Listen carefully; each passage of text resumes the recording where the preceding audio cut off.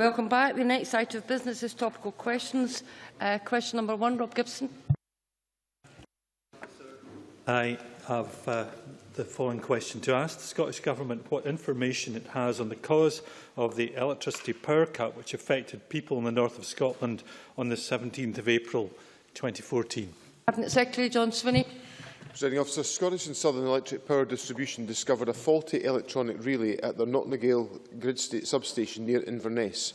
It is believed the relay malfunctioned just before the outage last Wednesday, and circuit breakers identified a potential fault on the main network. These circuit breakers opened to protect the system supplying the north and west of the country from more protracted and significant damage. SSEPD have reviewed the events, modified systems and are confident this will prevent a recurrence of the same problem affecting their wider network in the future. I will place in Spice a more detailed account of the actions of the Scottish Government and supporting authorities during the loss of power on the 16th of April 2014. Gibson. I thank the Cabinet Secretary for that explanation, which is the first that we've had in any detail, and I look forward to reading that in Spice. But can the Cabinet Secretary arrange for Scottish and Southern Energy to brief MSPs in affected areas on the grid control system for the north of Scotland to reassure our constituents that the system is resilient and ready to serve today's essential electronic systems? Cabinet Secretary. I certainly will be happy to convey that point to Scottish and Southern Energy. I think it's certainly in my own dealings with the company in my own constituency. I've always found the company certainly very willing and able to provide substantial information about these issues and to provide that reassurance. On the wider question about the capability and the effectiveness of the grid system, quite clearly we are seeing a major enhancement of that grid capability with, for example, the development of the new Beauly to Denny power line, which is currently under development. That is a substantial investment in ensuring that we have grid capability and capacity that will prove resilient for many years. And the existing grid network is obviously carrying very heavy loads, given the increased generating capacity in the north and the west of Scotland. And obviously the installation of the new grids, such as Beauly Denny, will be a significant factor in ensuring that resilience in the years to come. Gibson. Thank you for that detailed answer as well, because the grid system is very important to us in the north, as everywhere. But after a widespread power outage, what steps are taken by Scottish and Southern Energy to ensure that customers such as mobile phone services are able to reboot quickly? As the Cabinet Secretary is well aware from his visit to Ullapool on the 18th of April, no mobile phone signals were available in that area well into the afternoon following the outage, and there are many other systems that were affected. Can we find ways, in fact, to clarify this for MSPs in our area? Cabinet Secretary. Mr Gibson makes an important point that clearly the ability to re-establish power networks in the event of an outage is a high priority for Scottish and Southern Energy Power Distribution. The incident took place at 2036. All connections were essentially back up and running by 1 o'clock the following morning. Most had been reconnected by 11:30, but there was some further problems in the Orkney area which had a prolonged outage until about 1 o'clock in the morning.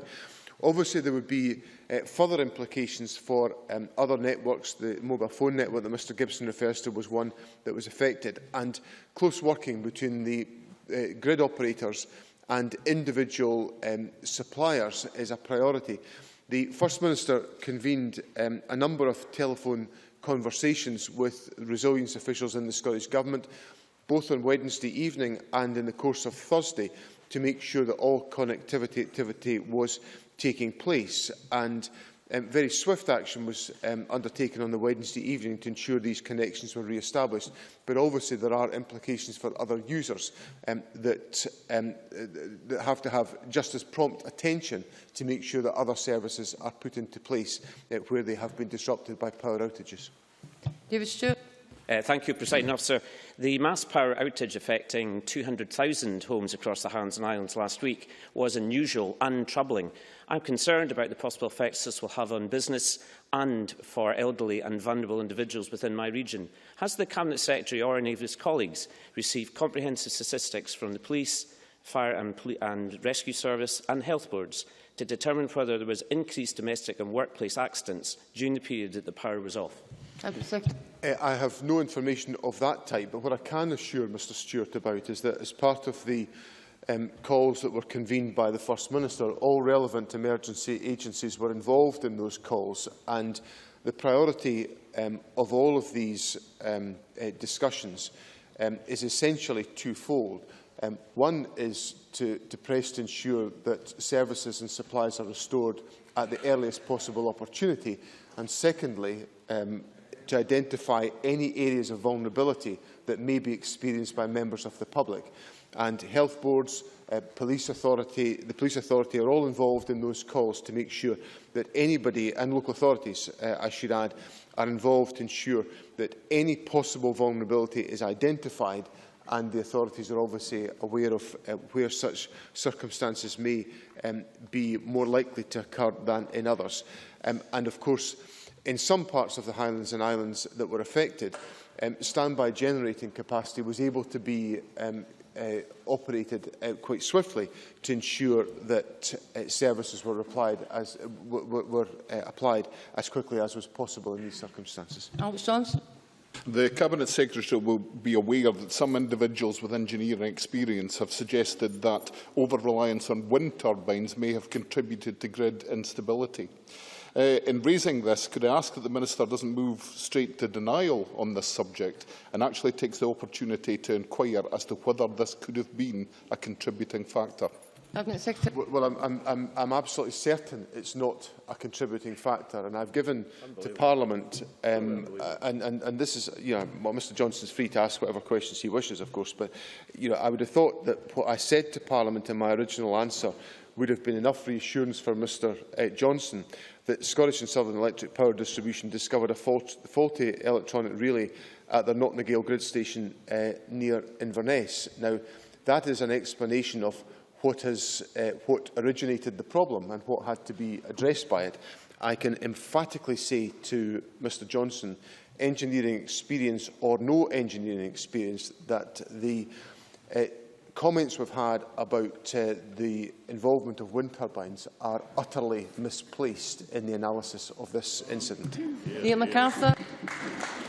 Can I thank the Cabinet Secretary for outlining the detail of what lay behind the problems, and indeed for his response to Alex Johnson. He is right to say that there was more protracted delays in restoring power in my own constituency in Orkney. In providing the reassurance to Parliament that there should be no recurrence of this, have there been specific steps in relation to Orkney to ensure that that doesn't happen? Secretary. I think that I'm quite sure that Mr MacArthur will appreciate that the issue that affected the reconnection in Orkney was essentially a subsequent issue to the original fault in the engine in the switching system, which prolonged the issue by about 90 minutes, which obviously adds to the inconvenience for members of the public in the Orkney community. Scottish and Southern have looked very carefully over the Easter weekend at the circumstances that led to this particular incident, and obviously they are alert to the necessity to tackle any power outages and to minimise any inconvenience to members of the public, and that will remain their priority in moving forward. So I think the points that Mr MacArthur raises are important in relation to his constituents, and I can assure him that these factors will be looked at closely in identifying what steps can be taken to strengthen the existing arrangements to minimise these difficulties. Having visited the Scottish and Southern Grid Control Centre in Perth just after the Christmas break, actually, I saw at first hand the depth of the information and sophistication of the systems that are available to identify where outages are taking place around the country, and the efforts to try to tackle them are clearly a priority for Scottish and Southern Energy. Thank you, Presiding Officer. I know that SSE and indeed social work have lists of vulnerable people that may be affected by power outages. Can I ask if that information is shared and checks are carried out on those people during such occurrences? Cabinet Secretary. Well, that's really the point that I was making to Mr Stewart in my earlier answer, that when the resilience operation kicks in and the First Minister instructed the resilience operation to take place on that Wednesday evening, that immediately gives rise to, well, actually, there would be activity by local authorities and other agencies in advance of the activation of the resilience arrangements, just out of routine practice, to make sure that exactly the circumstances that Rhoda Grant has highlighted of vulnerable individuals. For example, we had information on a member of the public who required access to oxygen services in their own home, and of course with a power outage that makes that difficult, so the emergency services were able to give the particular support that was required by that individual in those circumstances. So the information about vulnerable individuals is held by local authorities and by emergency services. Whenever such a circumstance arises, those plans which are regularly exercised, all kick into action. And the type of resilience monitoring arrangements that the government then puts in place are to provide reassurance that all necessary steps are being taken to ensure that any vulnerable individuals are being supported, as I explained to Mr Stewart, and that all steps have been taken to reactivate services where that requires to be undertaken. Thank you. That ends topical question time. The next item of business is a debate on motion number 9773 in the name of the First Minister on the appointment of Scottish Ministers. Members who wish to speak in the debate should press the request to speak button now. And can I remind members that the question on this motion will be put immediately after the debate and not at decision time. I call on the First Minister to speak and move the motion. First Minister. Presiding Officer, I am pleased to seek the Parliament's approval of the appointment of Angela Constance and Shona Robison as Scottish Ministers through this motion in my name. I want to stress to Parliament that these proposed appointments, are based on merit and responsibilities. The appointment of a new Cabinet Secretary for Training, Youth and Women's Employment underlines the priority we attach to increasing the number of women participating in the labour market and to creating opportunities for our young people. The appointment of a Cabinet Secretary for the Commonwealth Games, Sport Equalities and Pensioners' Rights will guarantee a specific Cabinet voice for Scotland's pensioners for the first time, and it underlines this Government's unwavering commitment to equality by ensuring that the Minister with responsibility for that issue has a place in the Cabinet. Angela Constance and Shona Robinson are being proposed for these appointments because of their record in government. Shona Robinson has been hugely successful as Minister for the Commonwealth Games and Sport. The Games are well on course to being the greatest sporting and cultural celebration that Scotland has ever seen. Angela Constance, as the only Minister for Youth Employment in Europe, has overseen key initiatives on youth employment. This Government is delivering 25,000 modern apprenticeships each year and will increase that number progressively to 30,000 by 2020. Our Opportunities for All initiative guarantees work or training for every 16 to 19-year-old. Our youth unemployment figures are the 8th lowest in the European Union, but there is much, very much, still to be done. In women's employment, we've had some extremely encouraging figures. This month, we've had the highest employment figures in Scotland on record, the highest in history. And significantly, within these figures, the rising aspect over the last year has been the growth in women's employment, the majority of it in full-time positions.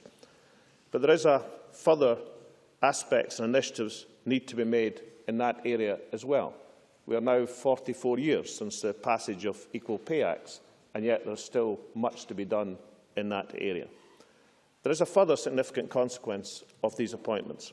The Scottish Government have made it clear in an independent Scotland we will consult on a target for women to make up at least 40% of the membership of all boards, public and private.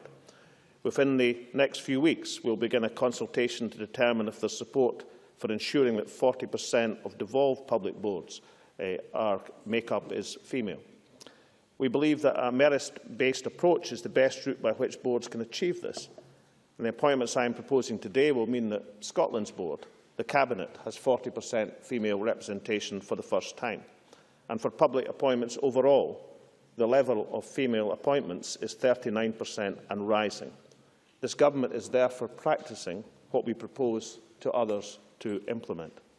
Presiding Officer, these appointments place two outstanding ministers in the Scottish Parliament into the Scottish Cabinet. They underline our commitment to equality, to pensioners, to helping the young people of Scotland into the workplace. They demonstrate that equality and inclusion will be at the heart of everything this government does. I move the motion and commend the appointment of these two excellent ministers to this Parliament.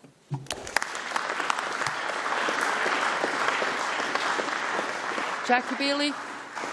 Thank you, Presiding Officer. Can I start by congratulating both Angela Constance and Shona Robertson on their appointment to the Scottish Cabinet and indicate that we will be supporting the Government's motion. I have always rated both as politicians and indeed as people. My regard for them has clearly not been the kiss of death for their political careers, as some might have otherwise thought, although I've always been very careful to hide my praise for them in front of the First Minister. They are, of course, both intelligent and capable women. They've always been intelligent and capable women, so one cannot help but wonder why they've not been promoted before now. But then, of course, this perhaps is not about recognising talent, it is quite simply about the referendum.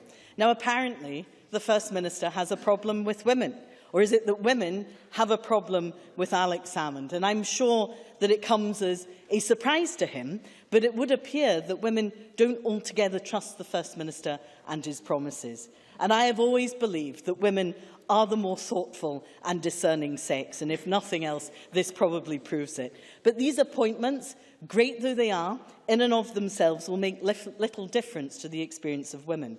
And what this demonstrates is that the SNP is motivated by politics and the referendum and not by belief. Scottish Labour has always been motivated by a deep and abiding belief in gender equality, and we have delivered on that. We have delivered twinning of parliamentary constituencies to ensure that there were equal numbers of men and women standing as candidates. We've delivered 50-50 representation for men and women as Labour MSPs in almost all of the Scottish Parliament elections. And we have brought forward the Equal Pay Act, the Sex Discrimination Act, the Equality Act, and much more besides. We are motivated by our beliefs, but it would appear that the First Minister is motivated by short-term political advantage for the referendum. So let me offer him some positive suggestions if he wants to make a real difference to gender equality. Things he can do now before the referendum. Firstly, on membership of public boards, something he has control over now. How about delivering 50-50 representation? The Scottish Government set a target of 40% for the number of applications, not even members of boards, just the number of applications from women, and they failed to even meet that. There are fewer than a third of board members are women. These appointments are all the Scottish Government's to make now. So what about equal representation? The First Minister has the power to do something about this now, and the First Minister has the opportunity to do so, but will he? Secondly, what about using the opportunity of the Procurement Reform Bill to deliver the living wage as part of the £10 billion spent each year on public sector contracts? 64% of those who would benefit are women. The First Minister has today increased the salary of 2 women by something like £30,000 to £40,000 a year, and that is welcome. But there is a marginal impact on the equal pay gap by doing that. How about increasing the wages of 256,000 working women to pay them the living wage, which is £7.65 an hour? The First Minister has the power to do so. The First Minister has the opportunity, with legislation going through the Parliament now, to do so. But does the First Minister have the political will to actually improve the lives of women across Scotland? That is the key question. Women will judge him on his actions, not his rhetoric. So how about increasing the wages of 256,000 women across Scotland and not just the salaries of 2? Jackson Carlow. Presiding Officer, we've met several occasions during this Parliament to welcome the announcement of new ministers. And this is a slightly unusual one in a number of ways, and I'll return to that later. But it's a happy occasion because, for once, in fact, there is no departing minister to whom we have to express either our thanks or our sympathies in some cases. So, on a personal basis and unreservedly, can I congratulate both Angela Constance and Shona Robertson on their appointment. Firstly, may I say of Angela Constance that she is a confident, a capable performer and minister. But I hope she will forgive me if I might also say she might also be described as striking. She was one of three, I think, to captivate the attention of MSPs when Her Majesty last addressed the Holyrood Parliament. Now, I've commented before on the exceptional sparkle of Mr Youssef on that occasion, as he sought to get noticed, outblinging both the late Margot MacDonald and Christine Graham, and yet there he is now. It worked, sitting there as a minister. Miss Constance, too, sported an outfit which could not be ignored on that occasion. Members may recall the hat with the feather of such elongated length that allowed her to tickle the fancy of the front bench from the rear of the chamber. And there she now sits as a Cabinet Secretary too. Now, is there a moral in this? Because the third member of this striking triumvirate must hope so. Step forward Kevin Stewart, whose cape and train was of such length that the security guards had to act as bearers. Indeed, the only thing louder than Mr Stewart's cape that day is Mr Stewart himself. So he must hope with greater ardour than I think most members might feel able to bear that his turn may yet come. I fear, Mr Stewart, it was only because you were a man today that you were overlooked. May I also congratulate Shona Robertson. I've had the pleasure of shadowing Shona Robertson in her former health brief. She has always been thorough, she has always been considered, and although capable of it, is not typically partisan. She's engaging with a dry line and wit. She is now, of course, the senior half of a political partnership, sitting with her husband in another place, but now inside the Scottish Government. He, I think, must now, and to paraphrase Judy Garland and James Mason in the film released in the year I was born, thereafter be known as Mr Shona Robertson. Certainly, on a personal basis, Presiding Officer, I congratulate both Angela Constance and Shona Robertson, and how I wish I could simply leave it there. But it is impossible not to reflect on the circumstances of this appointment. No Scottish or Westminster minister, to my knowledge, has ever been appointed as the subject of a party conference speech. In fact, reduced to being the subject of a peroration in their leaders' conference address. Now, there's nothing actually wrong with that, except it does no justice, I think, either to this Parliament or to the appointment of the two ministers themselves. Nor do I think that the impression given by the First Minister, corrected somewhat today, but as I read it in the papers, that this was simply to fulfil a quota, did these ministers any justice either. There's actually nothing wrong with that, in fact, if you believe in a quota. But the appointments without supporting ministers or additional duties are being funded at taxpayers' expense, and I do think that comes across as being unseemly. How much better these appointments would have been had they been given the chance to perform better than failing ministers in the Scottish Government, such as the Justice Secretary or the Education Secretary, or at least to have swapped responsibilities, to have stood proudly in the first rank. But they were not. I end where I begin, with personal congratulations. But these appointments, the manner of them, add to the conundrum that is our First Minister. Blessed with manifest political talent, he appears also to be encumbered by less unhelpful characteristics. These appointments seem focus group-led, an all-too obvious appeal to women to show that this Government and this First Minister identify with the women of Scotland. Presiding Officer, fortunately, we believe the women of Scotland understand this Government and this First Minister only too well. I now call on the Deputy First Minister, Nicola Sturgeon, to wind up. Deputy First Minister, you've got 4 minutes.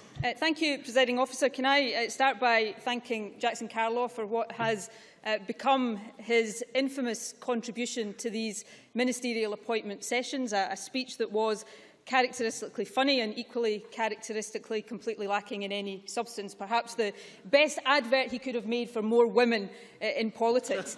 Can also thank Jackie Baillie for a speech that certainly started out as gracious, quickly went downhill after that. But I was quite intrigued by one aspect of Jackie Bailey's contribution. She said that the First Minister had, and I think I'm quoting directly, a woman problem, which brought to mind a recent opinion poll that I read in none other than the Daily Record, that looking at the current party preferences found that Labour's support amongst women for Scottish Parliament elections was 34%. The SNP's support amongst women was 42%. So if the First Minister has a problem with women, then goodness knows what these figures say about Labour's problem with women. Incidentally, the Tory support amongst women was 13%, so maybe it's time to listen a bit more to some focus groups to see what you can do to improve that standing. But, you know, perhaps the standing of the SNP amongst women is something to do with the fact that we are the first Scottish Government ever to introduce the living wage for the people we employ.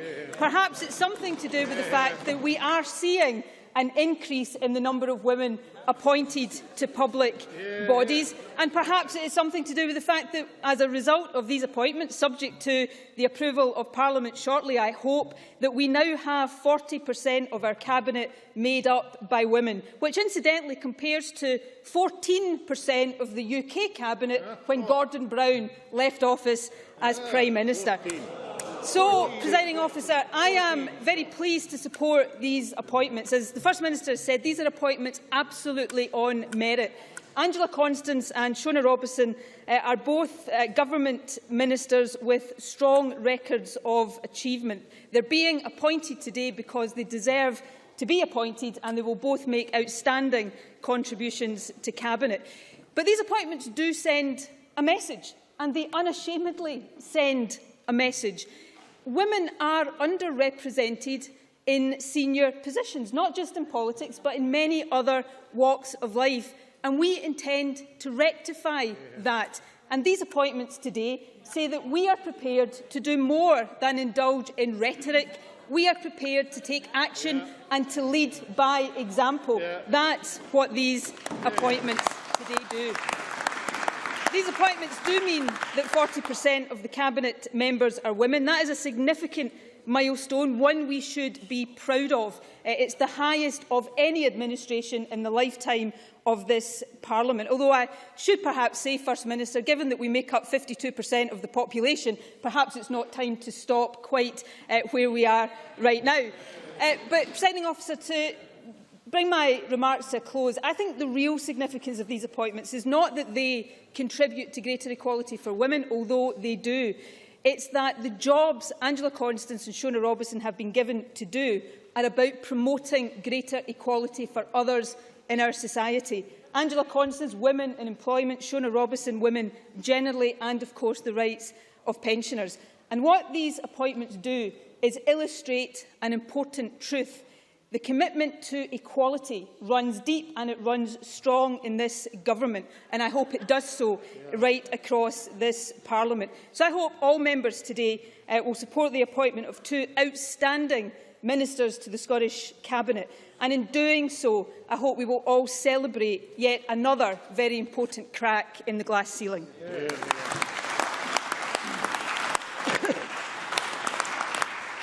That concludes the debate on the appointment of Scottish ministers. We now move to the question on the motion, and the question is that motion number 9773, in the name of the First Minister, on the appointment of Scottish ministers, be agreed to. Are we all agreed? Yes. The motion is therefore agreed to. The next item of business is a debate on motion number 9748, in the name of Fiona Hislop, on Scotland's voice in the EU. I'll give a few seconds for members to change their seats if they're taking part in the debate, and to press the request to speak button.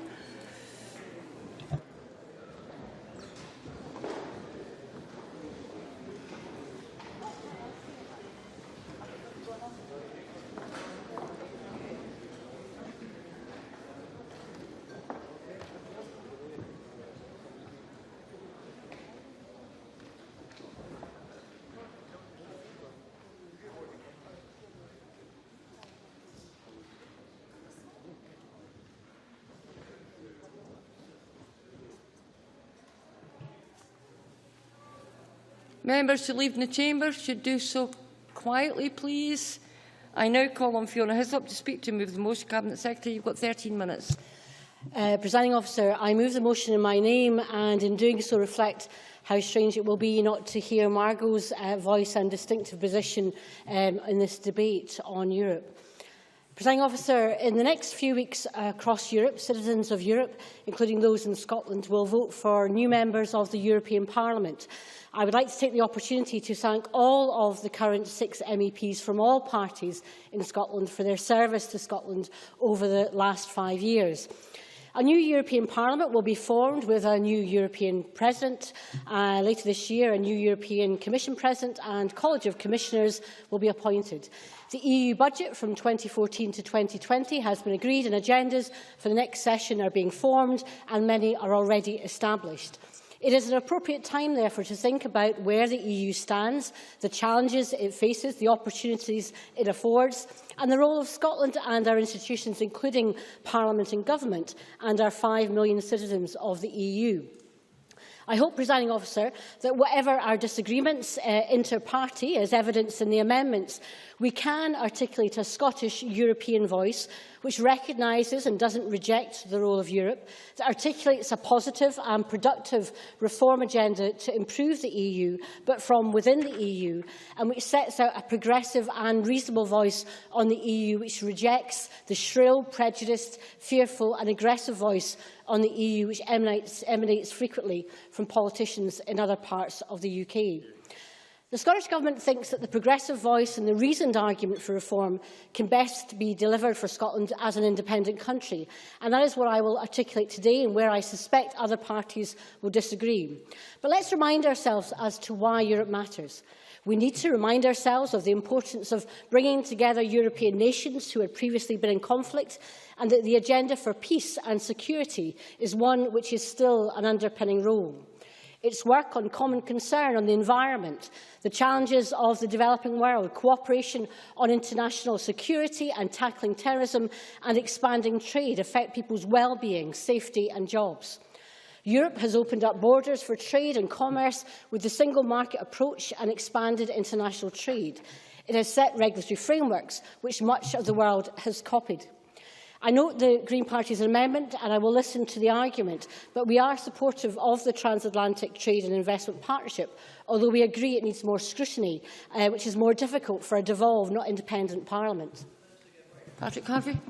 I'm interested in the comments, and I regret that there won't be a vote on the Green Amendment today, but I wonder whether the Cabinet Secretary has discussed with Mike Weir, Ailey Whitefoot and Angus Robertson their reasons for putting their name in support of a motion from my colleague Caroline Lucas at Westminster, expressing the very same criticisms and concerns about TTIP and its potential to transfer democratically accountable power to unaccountable corporate interests. Cabinet Secretary. That is why I wanted to give an opportunity to discuss the issue of scrutiny. You can challenge the Transatlantic Trade and Investment Partnership without disagreeing with it, and we have in the European Union lent our support to the development of that.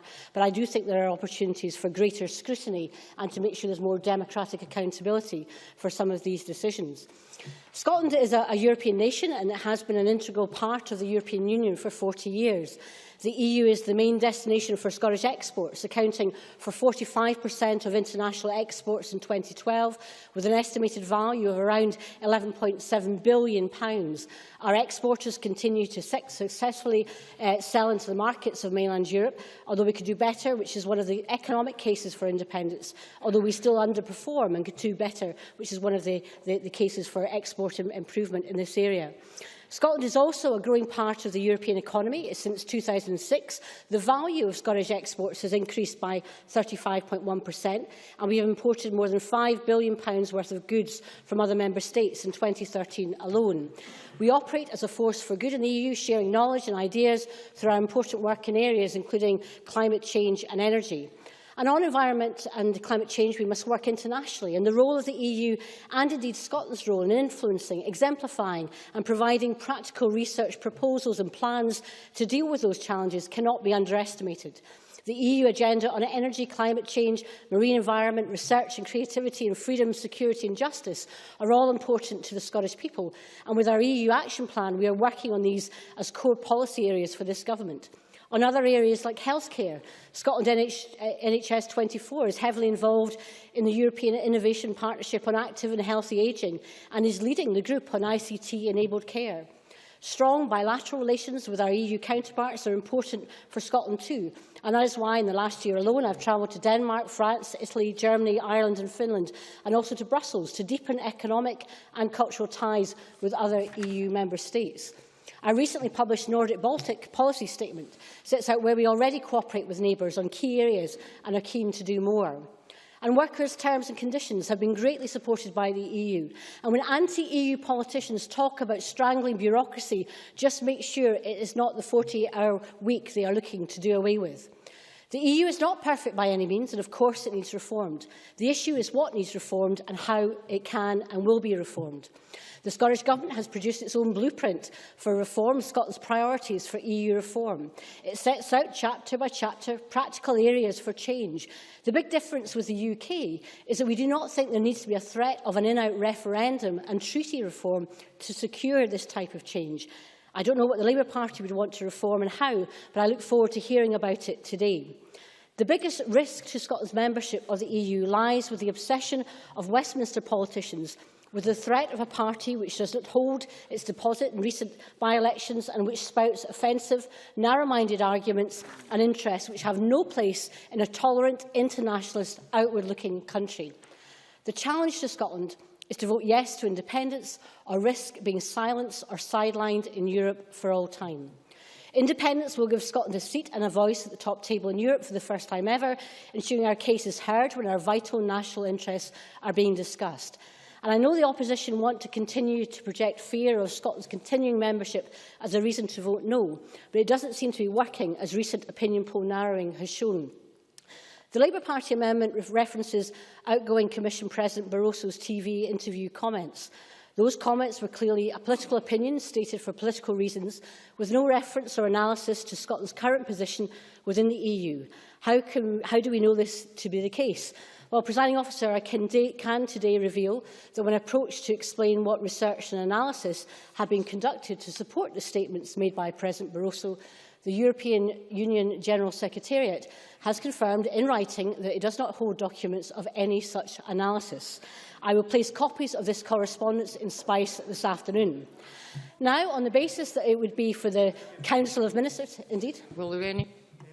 When she's in the mood for revealing information, I've been asking for the last year for the speech that the First Minister gave to the EU ambassadors, which might have shone some light on the discussions that's been had between Scotland and the 28 members of the EU, because she'll know agreement from all of them will be required.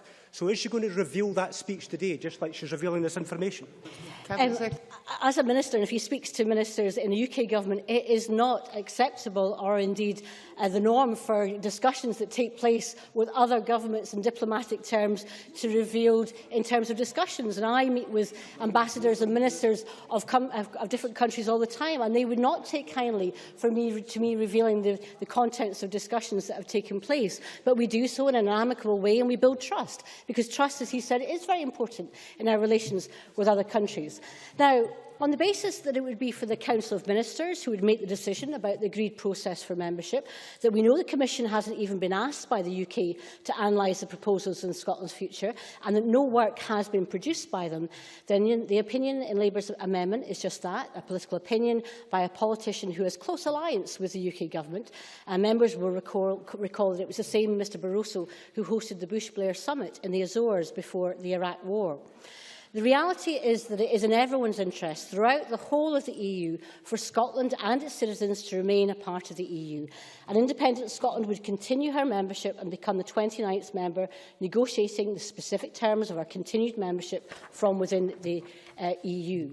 So surely it's time, even for the Better Together Labour-Tory alliance, to move on and to recognise that, as the evidence to the European and External Relations Committee shows, the issue is not whether we will be continuing members, but the method by which we will be continuing our membership and how the transition will work. There is a strong and increasingly supportable case that the method and timescale set out in the White Paper is reasonable and achievable. The legal responsibility under the EU to serve the interests of Scottish citizens from September the 18th this year, should there be a yes vote, is one which lies not just with the UK Government for the remaining 18 months, but also with all the other members. I don't think sitting on their hands for 18 months is either responsible or credible, and neither do many of the committee witnesses. As James Crawford, the UK's own legal adviser, has said, 18 months seems realistic. Of course, we'll be seen as an asset as an independent country, with 2/3 of EU's oil reserves, 20% of natural gas production and a huge share of the continent's renewable energy, at a time when energy security is becoming increasingly important. A short, smooth transition to membership of the EU would be beneficial to other member states, and the cohesion of the European single market requires this. Continued uninterrupted access to Scotland's fishing grounds for European fishermen, and importantly the onshore processing jobs that rely on the fishing. Not to forget that access to Norwegian fishing waters relies on bilateral arrangements with Scotland's waters, and it makes a continuity of membership common sense. So our focus is not on whether or not we will be continuing members, but what type of members we will be, what reform we will pursue, what policy agenda will be our focus. Just as other countries like the Netherlands, Germany and Finland are engaging constructively on EU reform, so can we as an independent nation. Like us, they all argue that reform can be delivered without treaty change. The Conservative idea that by threatening EU by withdrawal, you will win friends and influence people is plain wrong, and explains why increasingly the UK is being treated as an outsider.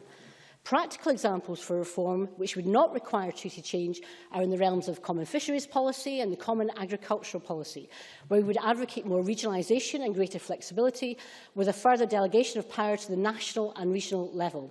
This is opposed to the one-size-fits-all approach, which does not take account of regional diversity and priorities.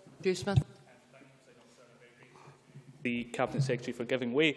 Previously, the Deputy First Minister has indicated the membership of the Euro would be her red line. Can she indicate which of the reforms that she proposed would be a red line for negotiations between the Scottish Government and the European Union? Well, if the member refers to the White Paper Scotland's Future, what we are setting out is continuity of effect. That means that in terms of there being no detriment to other members, that includes operation, for example, of the budget, but also in other areas. And in terms of the Euro, surely by now the member understands that to become a member of the Euro, you have to have voluntarily been a member of the ERM for several years, none of which we intend to do and none of which we be expected to do. So in terms of our proposals in our EU reform paper, we want to distinguish between the legislative and the policy competences assigned to the EU by the treaties on the one hand, and the manner in which the EU institutions discharge their legislative prerogative on the other hand. In some areas of policy, a focus on the use of directives rather than regulations would allow more flexibility for Parliament, such as this one, to scrutinise and reflect on local circumstances. Independence will give Scotland its own voice in Europe, participating at every level in the EU policy process and ensuring that the Scottish Government is able to promote Scotland's national interests in EU affairs. As an independent country, our farmers would have benefited from the EU Pillar 1 minimum rate of €196 per hectare. That would have meant an extra €1 billion of support over the convergence period. Under the existing CAP agreement, Scotland is set to become bottom of the EU league table in terms of the average Pillar 1 payment. Direct representation of the EU will protect Scotland's economic and social interests against the uncertainties and adverse consequences of the Prime Minister's proposed in-out referendum on Europe, which raises the risk that the UK may exit the EU, with potentially significant adverse consequences for jobs, investment and prosperity. If Scotland remains under the rule of a Westminster system which withdraws from the EU, our influence in the world would be severely diminished. So what will the EU look like in 2020 or beyond? Certainly different to that of today, and I foresee a more accountable, democratic Europe, a Europe back on the path to prosperity with continued security in terms of social justice, energy and high youth employment, a Europe for future generations. And I look forward to working alongside members of this Parliament to ensure that Scotland's voice continues to be heard in discussions about the future of the EU, and welcome this opportunity to debate the important role that we can play within Europe. And I move the motion in my name. Excellent. Many thanks. Now call on Patricia Ferguson to speak to and move Amendment 9748.1. 9 minutes, please. Thank you, Presiding Officer. And I rise to speak in the debate and to move the amendment in my name.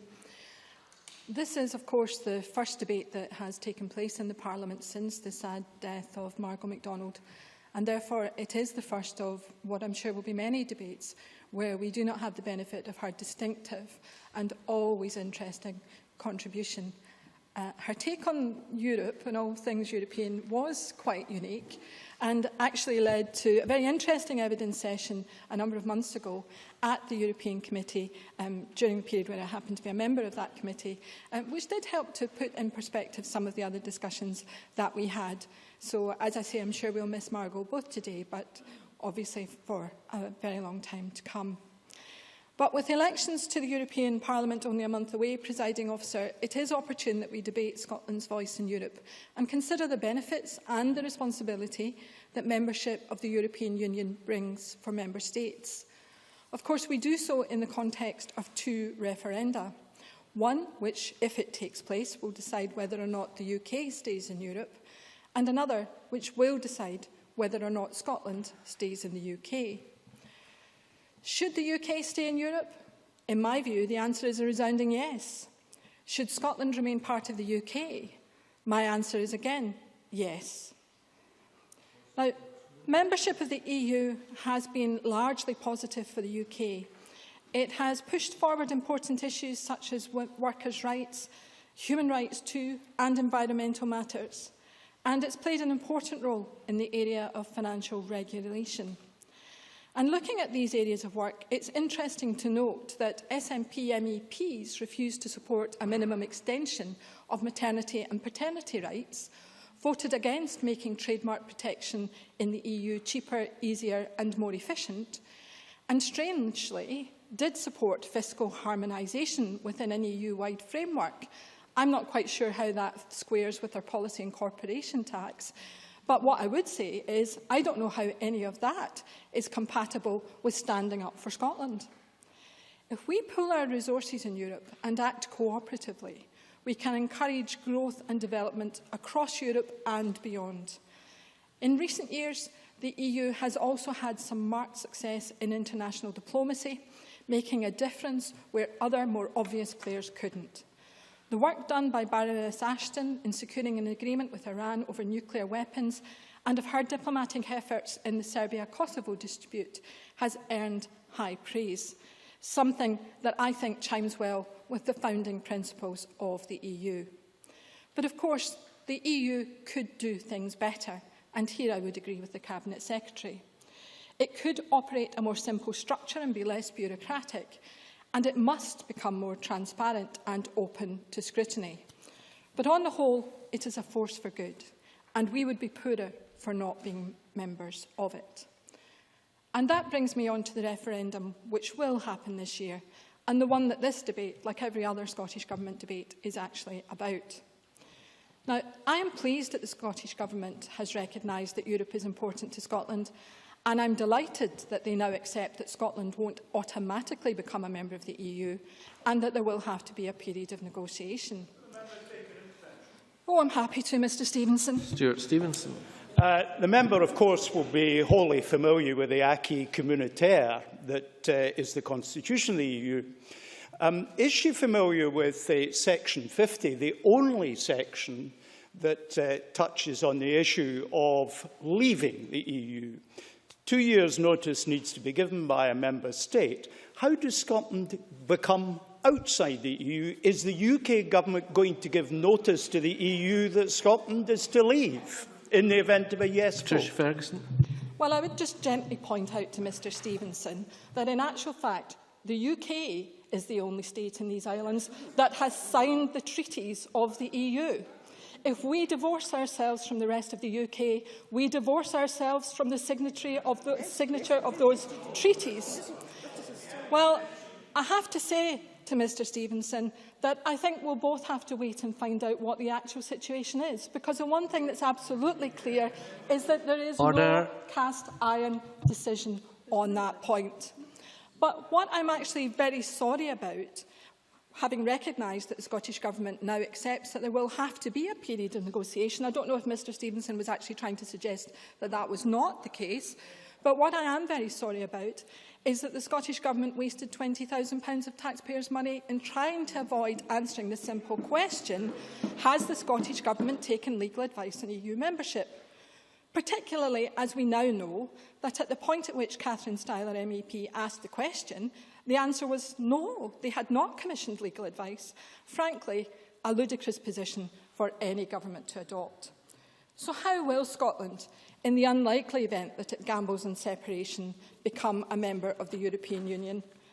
And talking of independence, I've always found it slightly odd that the SNP do not want to pool sovereignty with the UK, where we have about 9.5% of the MPs, but is happy to do so with the other member states of the EU, where by my admittedly generous calculation, we would have less than 2% of MEPs and only 7 votes in the Council of Europe, compared to the UK's 29 votes. Well, if you can clarify that point, I'd be happy to.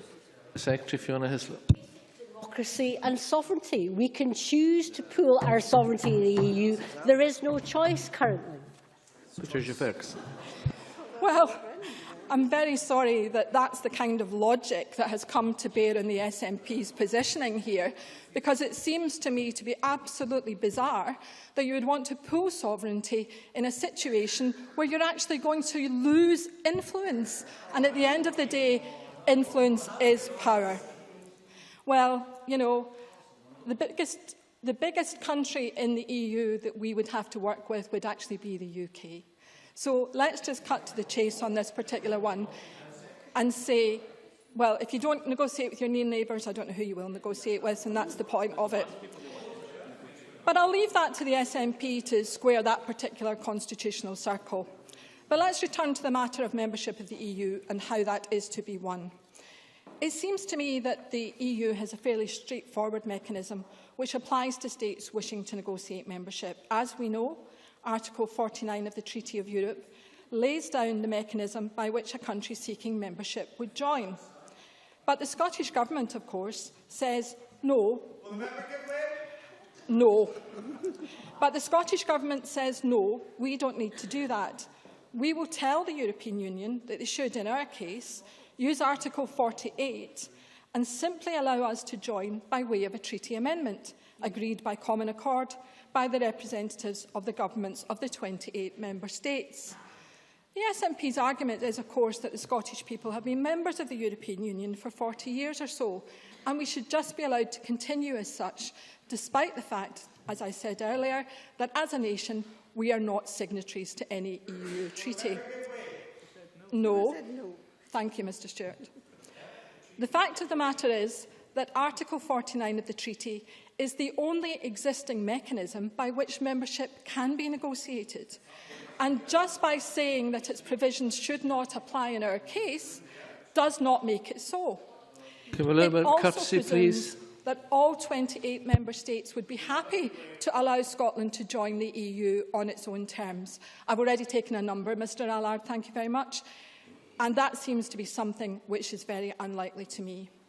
Now, speaking more specifically of the terms of Scotland's membership, the SNP also demand that Scotland should automatically retain all the opt-outs that the UK enjoys, including the budget rebate, the Euro opt-out and the Schengen Agreement.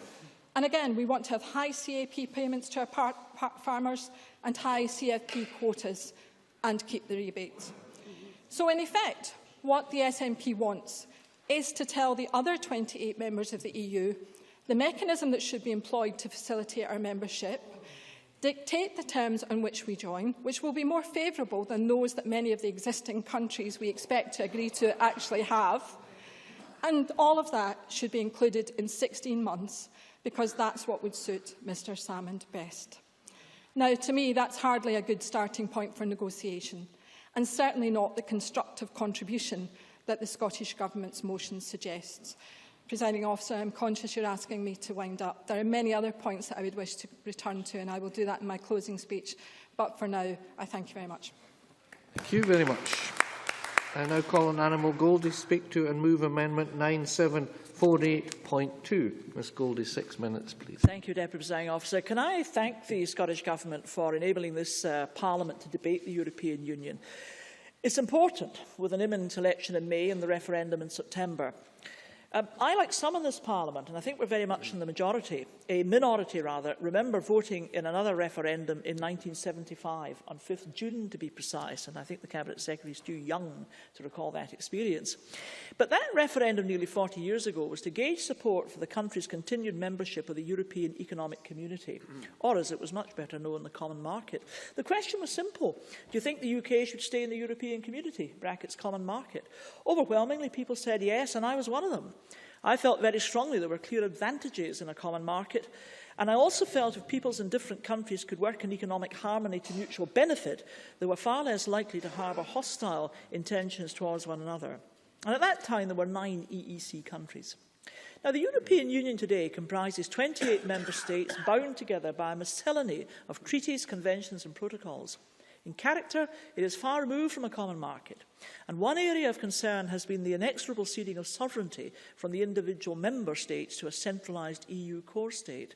And I gather from what the Cabinet Secretary says, she values individual sovereignty. Now, it's no surprise that the gulf between the common market concept endorsed by a UK referendum nearly 40 years ago and the current reality of the European Union creates a tension.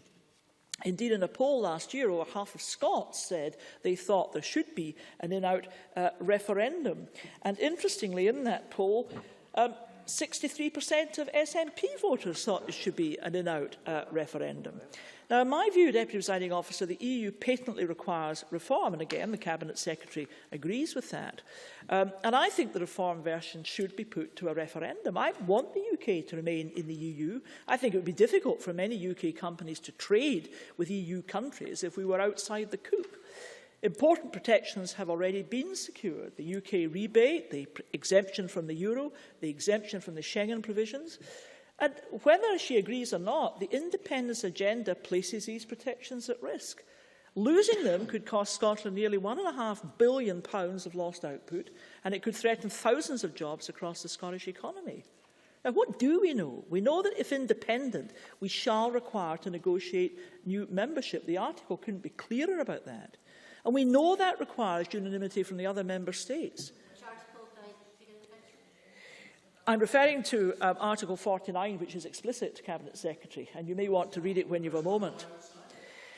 We know that these conditions will require unanimity from other member states. What we do not know are what conditions may be imposed. The Deputy First Minister indicated in this chamber that joining the euro would be a red line issue. Yet, membership of the Eurozone is an obligation of the Lisbon Treaty, and no new member state has been granted an exemption from that membership. Croatia was granted deferred Euro membership, but will still have to join. And it's worth noting that the 3 biggest member states in the EU are Germany, France and the UK. Now, an independent Scotland, however passionate, and I don't for one moment dispute her passion, an independent Scotland would rank in size between Slovakia as the 19th biggest member state and Ireland at number 20. Does that matter? Well, I think in the real world it does matter. It perhaps explains why the UK has actually been a very effective negotiator in protecting UK jobs and interests. It inevitably begs the question how an independent Scotland would fare in negotiating membership and, if accepted, what influence it would exercise once in. Now, the Prime Minister proposes that the UK be given a say in 2017 on whether to be in or out of a reformed EU. It seems sensible and desirable to me. But if Scotland is independent, we are to be given no say at all on what terms and conditions Alex Salmond has signed us up to. And that seems to me, in relation to Mr Salmond, completely inconsistent. It's also paradoxical and, I think, unacceptable. And that's not just my opinion. Just today, a former leader of the SNP, Gordon Wilson is saying Scots should be given a referendum on membership of the European Union if the country votes yes. And I can see the logic of that. I'm surprised that his logic doesn't extend to the current leadership of the SNP. Presiding Officer, I believe today, as I did nearly 40 years ago, that the intrinsic principles of European Union are sound. But what these principles have morphed into requires adjustment and reform, and it requires a new democratic endorsement, just as Gordon Wilson quite rightly and bravely recognises. The Prime Minister has already delivered significant reform and protections for the UK, and these do include measures in respect of fishing. These do include measures in respect of the financial sector within the UK and significantly within Scotland. And the Prime Minister promises more of that, together with an opportunity for that democratic endorsement. By contrast, Deputy Presiding Officer, the Scottish Government's independence agenda threatens these protections and denies the people of Scotland that democratic say. Now, how illogical and how unfair is that? Not in my final 30 seconds. Deputy Presiding Officer, this is an important issue. It is right we're debating it here, and I'm glad we have the opportunity to do that. But this is not an easy issue to resolve, and there is no question that constitutional change will be some panacea to improving the best interests of Scotland in the EU. It's going to take influence and clout to achieve that. I move the amendment in my name. Many thanks. And we now move to open debate, and I call on Christina McKelvey to be followed by Michael McMahon. 6 minutes, please. Thank you very much, Presiding Officer. Can I suggest one wee mechanism of democracy to Annabel Goldie, that in 2016, if she wants an in-out referendum in Europe, she should maybe put it in a Tory manifesto for an independent Scotland in the election in 2016? That's maybe a way to go. But, Presiding Officer, the people of Scotland are finally being heard. Right across the globe, there is real interest in just what will happen on 18th of September. With the dawn of a new independent country will come a host of exciting opportunities. Our place at the top table in Europe is just one. Scotland will never be the same. It will be much, much better. We will cease to be the nation divided and instead become one that is united in its determination to serve the people of Scotland from within their own communities and on the international stage. We are weary of being hijacked by governments in Westminster that we didn't elect. We have had enough of being told that we must follow policies that deprive the most needy, that bring additional suffering to the elderly and disabled, and that will put 10,000 more children into poverty. We have had enough of Trident missiles in our backyards because Westminster don't want them in theirs. I don't want them in anyone's backyard. We are tired of being pulled into illegal wars and told to run dawn raids on asylum seekers and Point to of order, Animal Goldie. Unpredictable rhetoric, but what is it the subject matter of this debate? That's a matter for the Speaker, not a point of order. Indeed, I'm getting to that, Miss Goldie. A wee bit of patience. As I said, we are tired of being pulled into illegal wars and told to run dawn raids on asylum seekers and to send migrants back to their homelands, whatever the dangers. Will the UK still be the fourth most unequal country in the developed world in 2020? Or will it have moved closer to the top of that spot? That gap between the richest and the poorest, will it be even wider? Will the UK still, Miss Goldie, be a member of the European Union in 2020? We don't know. But what we do know is that Scotland does not want to depart the EU. Now we are stretching forward. Yes, certainly. Harvey. I share the member's concern at Scotland having a political agenda imposed on us that we haven't voted for. Does she not also share my concern that the whole of the European Union is in danger at the moment of handing over political power that should be democratically accountable to pals of corporate lawyers? Isn't that nature of European democracy at least as important as the question of democracy here in Scotland? I'm sure my friend and colleague Patrick Harvey will be happy to know that the European Committee have been discussing that very topic, and it may be on our agenda for meetings post-referendum. But as I said, now that we're stretching forwards, looking to a future that is in our own control, one where we elect our own governments and make the choices that the people of Scotland actually vote for, including those choices in Europe. And speaking of hijackings, staying in the UK and we have a referendum we didn't want, that could see us dumped out in the cold winds of the North Atlantic with no lifeboat in sight. In other words, we could find ourselves out of the EU, our markets threatened, trade tariffs introduced, no freedom of movement to live and work in other European countries, separated from the very basics of human rights that currently protect us, certainly. I'm very grateful to the member for allowing the intervention. Can she explain to the Chamber why she has no confidence in giving Scotland a referendum on EU membership when she has every confidence in giving Scotland a referendum on independence? This is completely inconsistent. Christina McKelvey. As I said, we've got manifestos coming up in 2016. If Miss Goldie wants a referendum on EU, then if Scotland wants it, then we can go for it then, but I don't think they do, and I think Miss Goldie knows that. Our farmers would lose their single farm payments and ordinary workers the right not to work exploitative hours, costly visas for your 2-week holiday in Spain and a loss of access to health and education services in other European countries on the same basis as the citizens resident in those countries. I think it is a bleak picture, and I think there is much more positive and optimistic ones sitting tantalisingly close on the horizon on the 18th of September.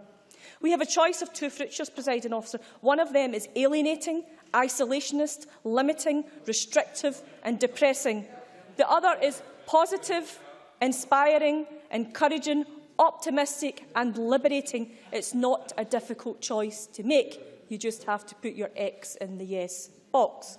One of the best things about being convener of the European and External Relations Committee is I have the opportunity to listen to people with real knowledge and passion for the European Union. The prospect of Scotland being an independent country within the European family is one that I find immensely exciting and interesting.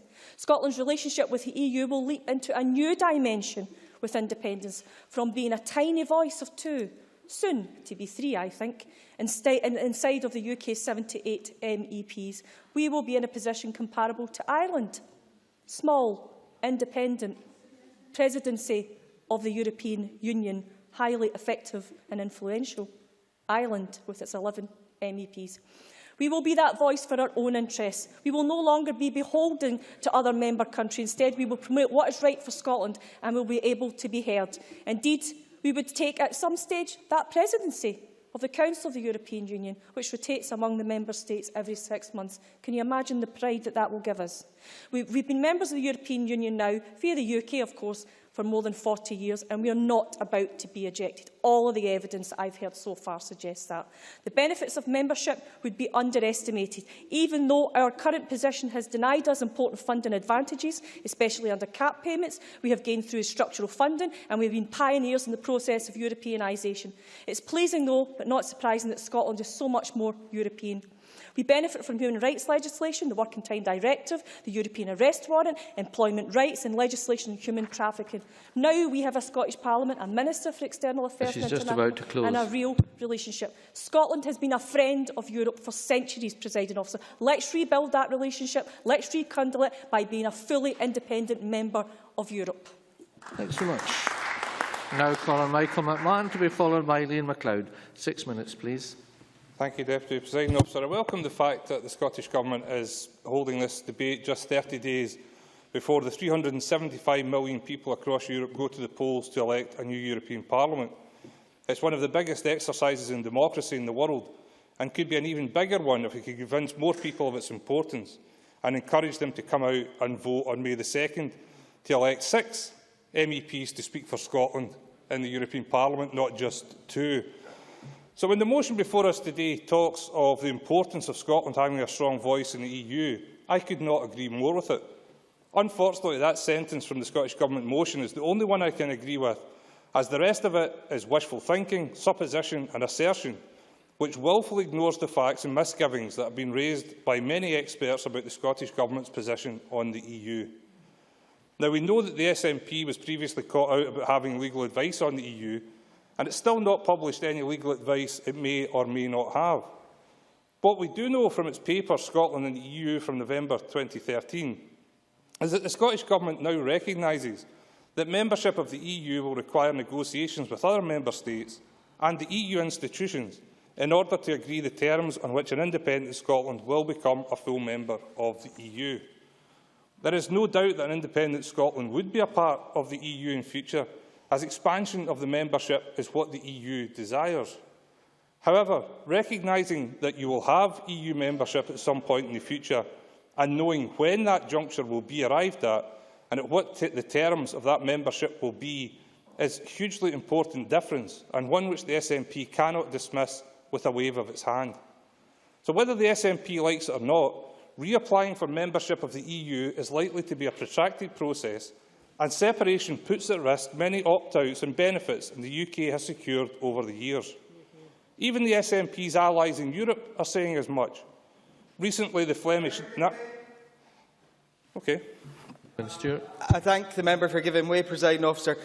Maybe Mr McMahon could tell us how long it took East Germany to get into the European Union, or maybe he could tell us how long it took Greenland to get out. We're in, we're staying in. Well, again, that's just the assertions that Mr Stewart relies on. The reality is that East Germany and West Germany coming together post-Soviet Union is not comparable to Scotland voting in a referendum to break. Comparing apples and oranges does not serve this debate any purpose whatsoever. What does serve a purpose is to listen to people who know a bit about this.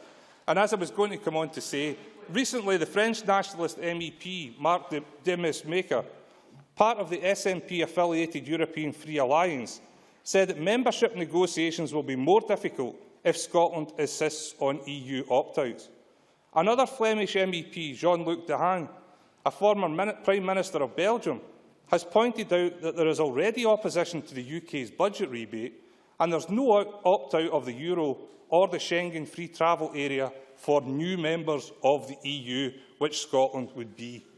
Yet, undeterred by this reality, the Scottish Government continues to blithely assert that Scotland's existing relationship with the EU as part of the UK, including its opt-outs, will be the basis for Scotland's post-independence membership. When Schengen was brought in, opt-outs were given to Great Britain and Ireland. But when you come in as a new member, you have to accept the treaty as it is, unless you're going to tell us otherwise, Ms McKelvey. Christina McKelvey.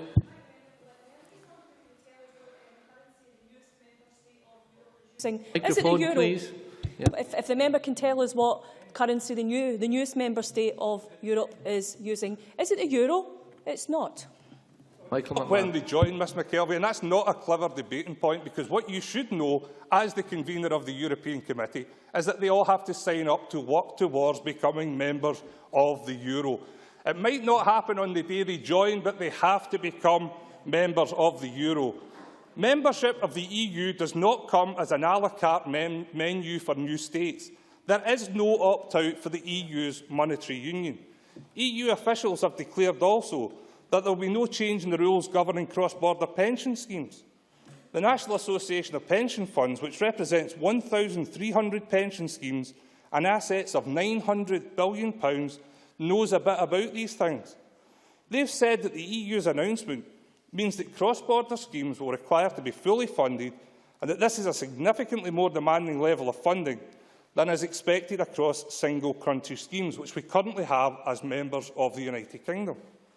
Schemes with both members north and south of the border would become much more expensive to run, and this has major implications for pension schemes as part of the debate on an independent Scotland, and it cannot be ignored, although you might wish that to be the case. So, contrary to SNP assertions, that is a fact.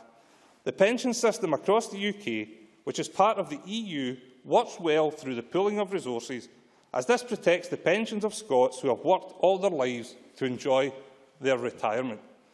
Over 4 million jobs in Britain depend directly or indirectly on trade with the rest of the European Union, and that does not take into account any public sector jobs which are supported by the taxes generated by that economic activity.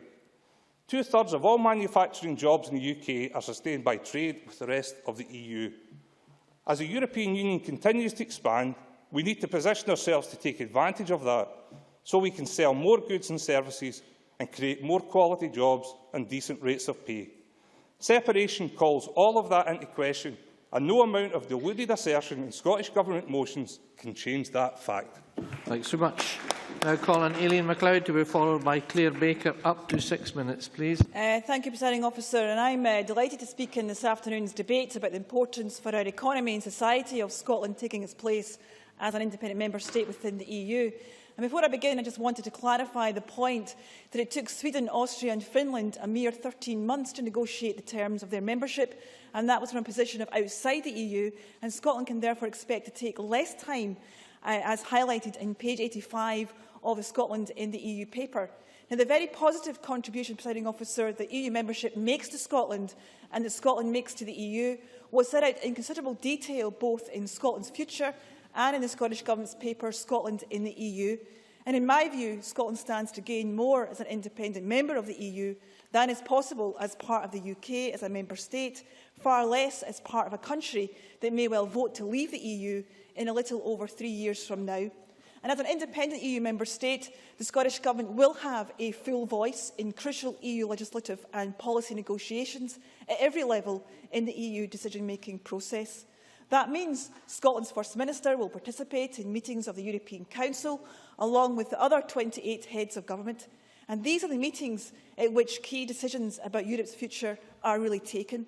But Scotland currently has no voice in these discussions, although many countries that are much smaller than Scotland are represented around the table. And following independence, Scotland will have its own seat in the Council of Ministers of the EU. This will ensure the Scottish Government can represent the interests of our people and of this Parliament when new EU rules and regulations affecting large parts of our economy and society are being agreed. An independent Scotland can expect to double the number of its members of the European Parliament. And how can it be fair that Luxembourg, a country of 500,000 citizens, can have 4 MEPs elected to the European Parliament, while Scotland, with a population of 10 times that number, has only 6 MEPs? So independence, Presiding Officer, will correct these glaring anomalies.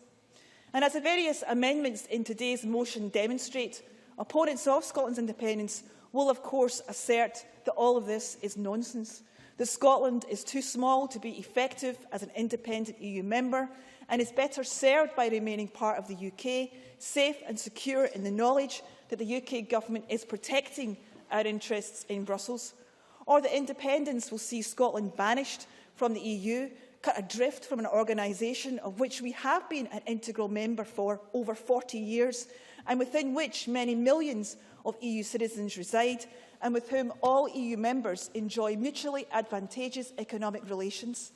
And for what crime will such draconian punishment be meted out? Simply exercising what is arguably the most fundamental of all democratic rights, of which the EU is a self-proclaimed champion, namely the right to democratic self-determination. Both assertions lack any credibility whatsoever, as I think that the expert evidence presented thus far to this Parliament's European and External Relations Committee has demonstrated. Presiding Officer, the notion that size and size alone matters in EU negotiations is patently absurd. You know, the EU decision-making procedure at every stage is based around compromise and consensus between sovereign countries. Coalitions are formed where common ground exists.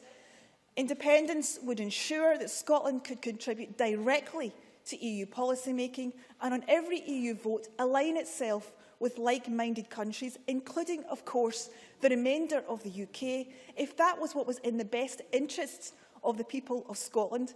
But when the best result required a different stance to be taken, the Scottish Government would be able to take that different stance and cast her vote accordingly. That is what independence in the EU means, and that is what Scotland needs. Presiding Officer, it is to stretch credibility to breaking point to suggest that Scotland is better off in Europe as part of the UK. And since the days of Margaret Thatcher in the 1980s and under successive UK governments, the UK has been moving to the outer margins of EU influence. And I fully expect this will culminate in the UK exiting the EU in the next few years, a decision that will wreak havoc with Scotland's economy. Absolutely. Only independence will ensure that Scotland remains part of the EU. So rather than jeopardising Scotland's EU interests, independence is the only way of protecting these interests. Now, Presiding Officer, in the publications that I mentioned earlier and in later papers, the Scottish Government has shown that it has a positive vision for Scotland as an independent member of the EU. And that positive case rests on the many contributions that an independent Scotland will make to the collective benefit of the entire EU. Benefits deriving from the excellence of our theoretical and applied research, the contribution of our highly skilled workforce, our deep-seated commitment to tackling the challenges of energy security, climate change, active and healthy ageing and demographic change that face all European societies, and from developing the wider economic and social opportunities that exist for an independent Scotland within the EU. In conclusion, Presiding Officer, I am as aware as anyone that the EU is in need of reform. Reforms that close what has become an unacceptable divide between the EU level of governance and the individual citizen. reforms that really make sure the EU takes action only where there is a clear need for it to do so, and even then that it does so in the least intrusive and burdensome manner possible. Reforms that ensure the governments and parliaments closest to the citizens are engaged in a constructive and mutually beneficial manner in shaping the EU integration agenda. And these are the reforms I want to see take place at the EU level. And in my view, it is essential that an independent Scotland has a place at the top table in the EU to drive forward this reform process. Now call on Claire Baker to be followed by Roderick Campbell. Thank you, Presiding Officer. I'm pleased to be able to speak in today's debate. As we head towards September, many questions have already been raised regarding Scotland's place within the EU. For example, only last week and again this morning we've had concerns raised around the fishing sector. It is important that as we move towards the referendum, these questions are taken into consideration and facts and measured answers outweigh political lines and spin. As it's the Scottish Government that wish to change our constitutional arrangements, the burden of proof falls upon them to address the concerns that have been raised over EU membership. We owe it to everyone who has a vote in September, including those in leading industries and sectors, to be honest, open and transparent. Scotland's role in Europe has not been diminished due to being part of the UK. We have been able to work in partnership and there have been many positive and important outcomes. Currently, as part of the UK, we have 29 votes, a voting bloc that no other country can better. I would argue that it is, on balance, more positive for our sectors to keep that strong voice at the top table. The alternative would see us drop to 7 votes, the same as Croatia, Ireland and Lithuania. The benefit of... briefly. How can the member justify that position, bearing in mind cross-party this Parliament wrote with concern about the cap payments that have seen Scotland go to the bottom of the EU table for our farmers? Claire Baker. I will come on to the cap payments, but the issue is you can give no guarantees to Scottish farmers what the situation will be once we have had to renegotiate our way into the EU. It is unfair to make these big promises over increased payments that you cannot justify. The benefits of remaining within the UK with the voting power is clear. Even if an independent Scotland was to join with Ireland, Croatia and Lithuania, we would still not have the voting bloc or the strength of voice we have currently.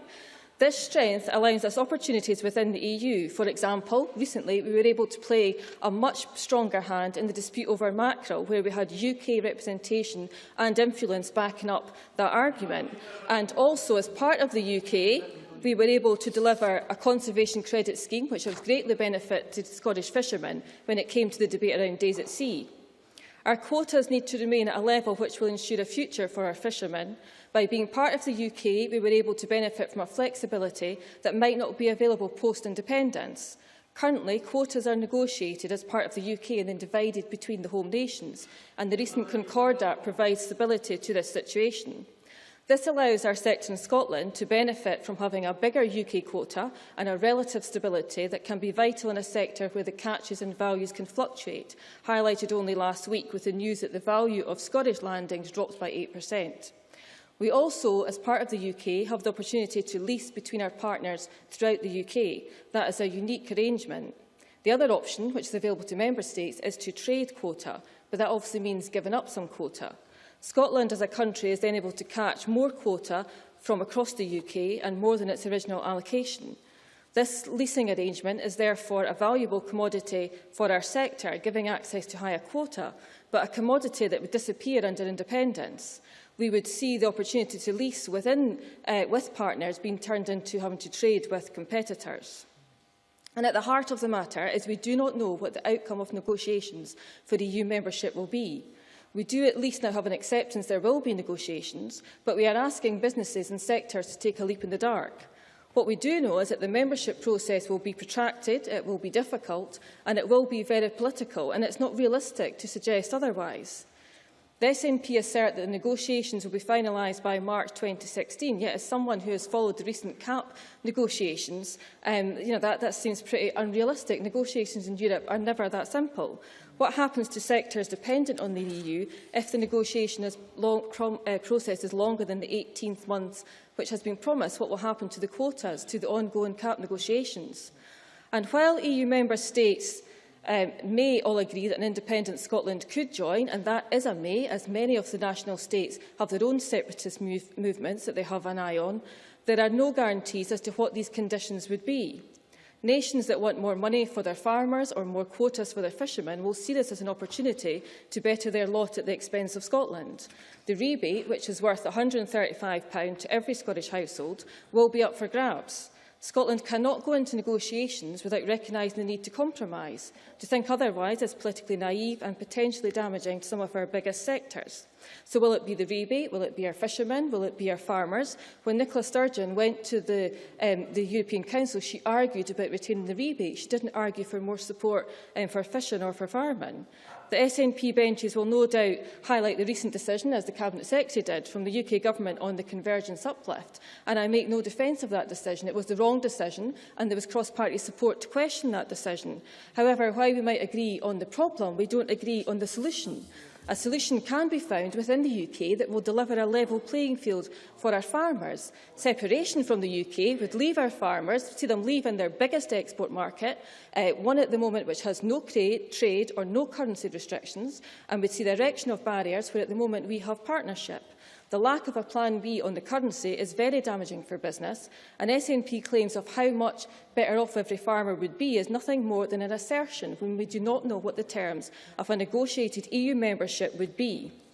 And the Scottish Government can't have it both ways. The Rural Affairs Cabinet Secretary often talks of concessions he's achieved in Europe, most recently on greening, but at the same time he talks about our interests not being served. He can't claim both.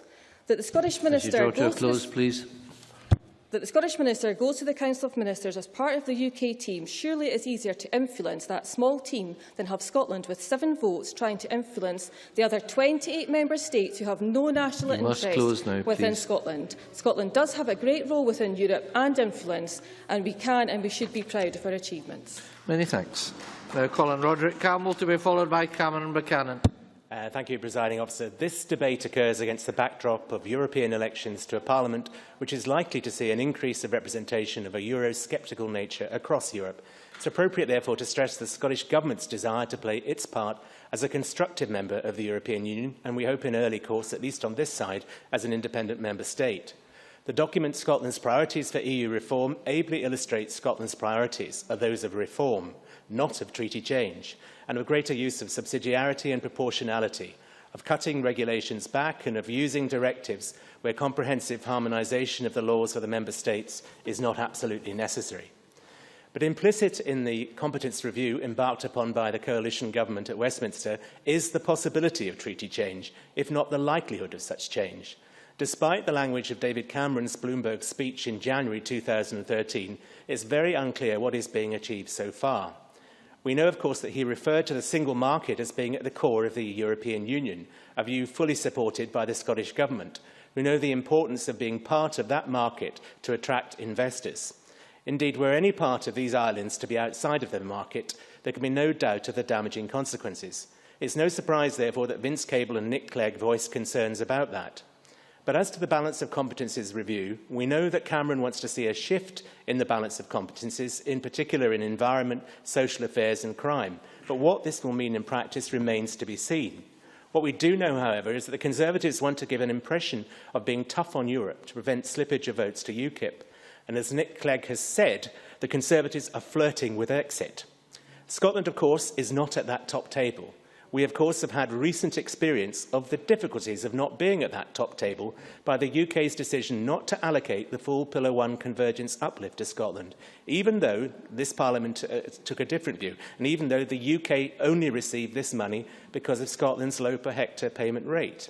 And rather than fully embracing renewables, we know that the coalition at Westminster prefer to support the nuclear industry unfairly. As an independent member state, it's clear that Scotland would have different priorities, seeking to learn from other small states, such as Denmark, for example, where Copenhagen intends to be the world's first carbon-neutral capital, and from Denmark on the promotion of the use of CCTV on fishing vessels to prevent discards, and from Denmark, Ireland and others on how to approach negotiations in the EU as a small country. And to those who think that separate Scottish membership might damage relations with the rest of the UK, can I refer to the evidence of Dara Murphy of Fine Gael to the European and External Affairs Committee of this Parliament? recognising that Ireland's best relationship in the EU is with the UK and that on most issues they share a common position. He said, however, quote, "We all know the history, but now when we go into Europe, we go in as equal partners and member states."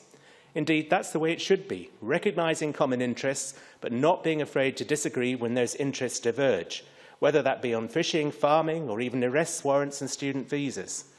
Presiding Officer, there's not time to go into detailed arguments about Article 48 versus Article 49 or continuity of effect or opt-outs, but I think we perhaps should remember it's quite clear that the European Union treaties make no specific provision for the consequences for EU membership whereby a consensual and lawful constitutional process, the democratically determined majority view in part of the territory of an existing member state, is that it should become an independent state. So I have to say, regarding the Labour amendment, how disappointed I am with this, in particular its reference to the remarks of President Barroso and the Andrew Marr show, which of course are not referred to in full.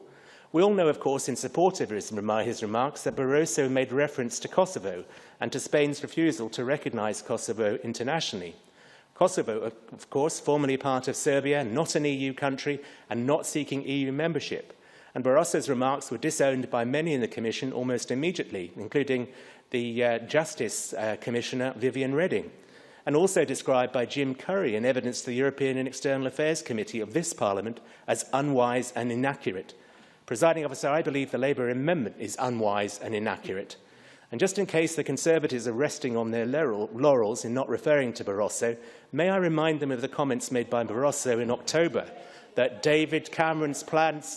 Barroso's comments in October that David Cameron's plans to claw back UK powers from Brussels are doomed to failure, as all 28 member states would fail to back Britain's unreasonable demands. I suspect the Conservatives wouldn't agree on that. I also would just like to gently point out that there are no doubt unionist parties who have candidates for the European election seeking election in south-west England, including Gibraltar. And I doubt that those candidates will be supporting the Spanish government's approach to issues of self-determination.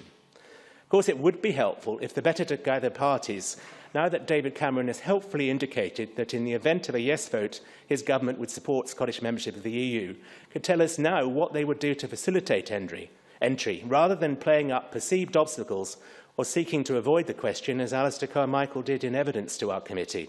In conclusion, Presiding Officer, Scotland should become an independent member of the EU. To achieve the best for Scotland, it must do so. Thank you. Thank you. Cameron Buchanan, to be followed by Claire Adamson. Up to 6 minutes, please. Thank you, Deputy Presiding Officer. I'm, however, delighted to be speaking in this debate this afternoon as a businessman who until recently travelled constantly through Europe and who speaks a number of European languages. I've experienced firsthand the many benefits we enjoy as being part of the EU. In fact, once when I was travelling on business, a Japanese customer phoned up and says, "Hello, can I speak to Cameron Buchanan?" The receptionist says, "I'm sorry, he's in Europe." And he said, "But I'm calling Europe." So they have absolutely no idea. We are in Europe and we are part of Europe. The SNP constantly bemoans Scotland's lack of a seat in the top table, but this is nonsense. Scottish ministers have participated in the vast majority of EU Council meetings. They all sit side by side with the UK ministers in the EU, but this is critical, but as part of the UK. Furthermore, not only are our interests represented at the top table during international negotiations in Brussels, but altogether we form the largest natural representation and carry significant weight. Scotland on its own would be one of the smallest voting states in the EU, not just Luxembourg and Malta, but in terms of population as well, with virtually no clout as opposed to Scotland being part of the UK, which carries a large voting participation. The UK has 29 votes on the EU's Council of Ministers, while countries with around Scotland's population have only 7, sometimes even less. This makes us one of the 4 largest voting blocs, alongside Germany, France and Italy. The UK uses its influence on behalf of Scotland on a whole host of issues of particular interest to people and businesses in Scotland, such as budget contributions, agricultural subsidies, structural funds, and in particular fisheries. Membership of a country with a strong voice internationally, able to defend our interests in areas such as financial services, which have an enormous impact on the Scottish economy. Over 150,000 people are directly or indirectly employed in financial services in Scotland. It's 20 years ago that we voted on the single market, not a market for singles, or as my aunt thought it was, I meant I could take a French girl out without telling my mother. The EU gives UK businesses access to the world's largest market, and European markets account for half the UK's trade and foreign investments, providing about 3.5 million jobs. In fact, the right of free movement of UK citizens is valuable for employers as it enables them to recruit from a far wider pool. And recently, mobile phone roaming charges were abolished, which benefited both businesses and individuals in Europe. For 40 years, we've been working alongside our European colleagues with notable success. That being said, I accept that in recent years, the feeling that the EU is too powerful and far-reaching has permeated British politics, particularly in their concentration on petty regulations. And this is why the UK is trying to reform the EU from within, not from without, and I fully support these endeavours. The national interest is for Britain to be in Europe, not run by Europe. That is why the Conservatives want to get powers back from Brussels to Britain, particularly over social and petty employment legislation. And contrary to what may hear from the SNP, Labour and Liberal... Certainly. Would the member give an example of what he considers a petty employment policy? Certainly. The fact is that they had to have two people for to stand by ladders, for example. Stupid little regulations like that. They had to have two people. All these petty regulations they're bringing in. That is one example. There are probably many others. The Conservatives do not want these petty regulations. And contrary to what we hear from the SNP, Labour and Liberal Democrat benches, we are far from alone in seeking a better arrangement. The figures on public support for the EU show that to be what our Prime Minister calls are repeatedly rather wafer thin. And that's not just in the UK. In the Netherlands, Eurobarometer reports that 56% of the people think the EU is going in the wrong direction. The Dutch Foreign Minister, Frans Timmermans, has written that Monnet's Europe needs a reform to fit the 21st century. And the outgoing Commission President Barroso, who we keep hearing about, has said we will not go back to the old normal, we have to shape the new normal. European Parliament President Martin Schulz says, I'm an enthusiastic pro-European, but I think the EU is in a catastrophic situation. And in Italy, former Prime Minister Letta is clear that we need to, Italy's former Prime Minister Letta is clear that we need to reshape the Union. In Scotland, 58% want a referendum on the EU, which we have already heard. And that includes 63% of the SNP voters. That's only 2% less than the Tories. Now, presiding officer, they may well vote to stay in, but in this shows that they do at least want a say. This isn't something cooked up by the Tories to appease Westminster backbenchers. The people of this country do want their say. The Conservatives are the only party who will give Scots a real choice on whether they wish to stay in the EU and reform it, and the only party who will offer a genuine chance for Scottish people to shape their relationship within Europe. We believe that the most satisfactory outcome would be in the UK remaining in a reformed EU, and we've already shown that reform is possible. Gone are the days when Labour Party simply waved through EU legislation without proper analysis. The Conservative Party, and indeed, yes, it's true, the Conservative Party and indeed the Coalition have worked hard to make sure we properly scrutinise legislation from Europe, which will impact us here in Britain. David Cameron has already taken a tough stand to stand up for Britain and Europe by cutting the EU budget to protect British taxpayers, voting in the new EU treaty that would give more powers to Brussels, and refusing to spend British taxes on bailing out the euro. It is under this government that we introduced a referendum lock to make sure that no powers can pass from Britain to Brussels without the consent of the British people in a referendum. We ended the UK participation in EU bailout funds, so we will never have to bail out other EU member states. We also vetoed a new EU treaty because it didn't safeguard our interests. We cut the EU budget, protected the British rebate, which an independent Scotland would lose, of course, and reduced red tape on small businesses. Could you draw to a close, please? Kept the UK out of the euro and launched a review of what the EU does and how it affects us in the UK. Even with a UK rebate, membership of the EU costs us around £14 billion annually. At least we can do is to try and achieve that. You must close, please. Thank you. Thanks very much. Now call on Claire Adamson to be followed by Alex Rowley. Thank you, Presiding Officer. In 2012, the main hall of this Parliament held an exhibition of two of the remaining letters of William Wallace, which of course included the Lubeck letter issued by Wallace and Sir Andrew Murray after the Battle of Stirling Bridge. In this letter, they ask for the Hanseatic trading port of Lubeck to resume trade with Scotland, and a similar letter is known to have been sent to Hamburg but was regrettably destroyed in the Second World War.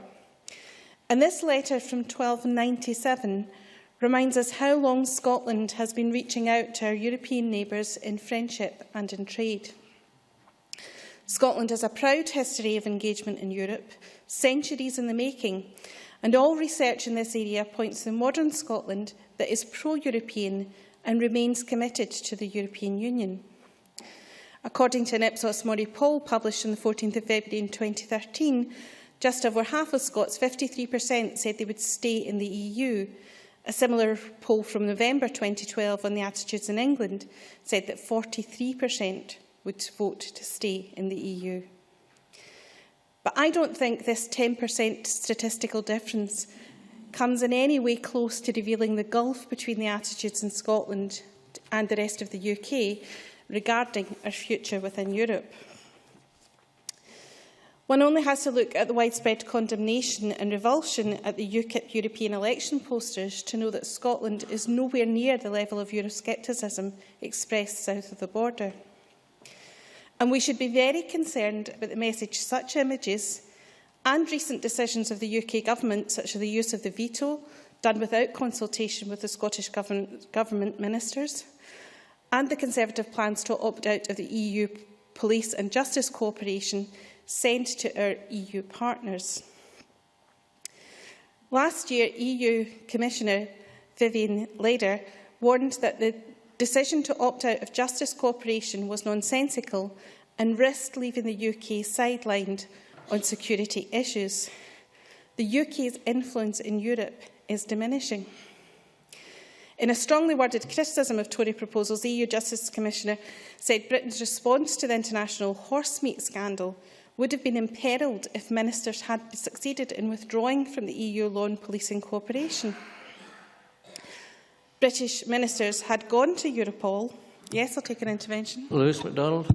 I'm very grateful. What is the member's view of the position laid out in the paper Scotland in the European Union, published by the Scottish Government, saying that the Scottish Government would wish an independent Scotland to retain opt-outs in the justice and home affairs area?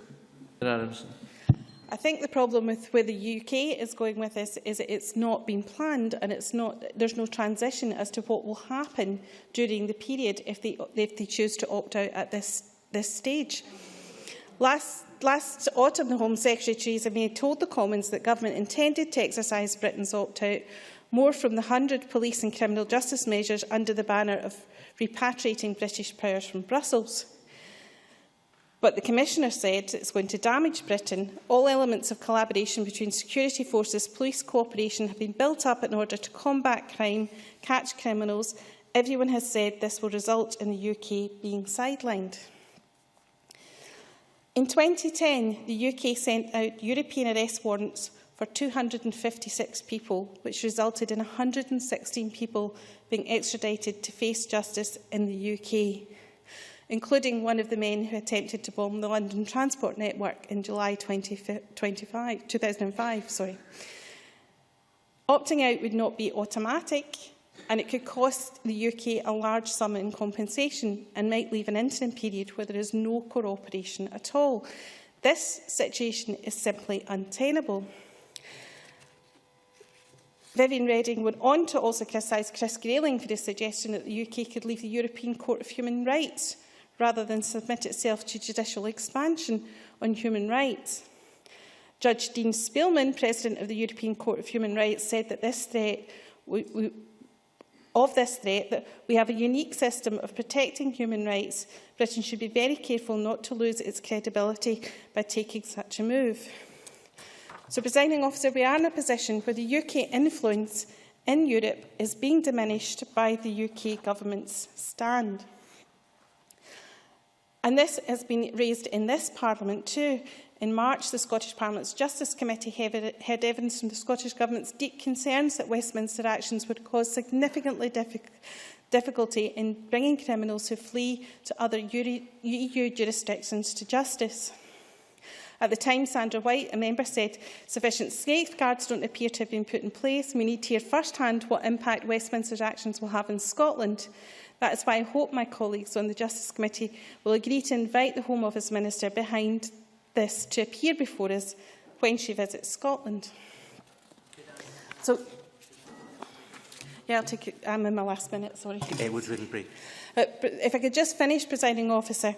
We took much evidence in the European Committee, and I would like to finish with a quote from Laura Cram, who is a Professor of European Politics at University of Edinburgh, who published a paper, When Push Comes to Shove, Context and Continuity in Scotland-EU Relations. And she said in this, clear consensus emerged in evidence that the Scottish Parliament's European and External Relations Committee that transition and interim relationships would play a key role in any post-independence negotiation with the European Union.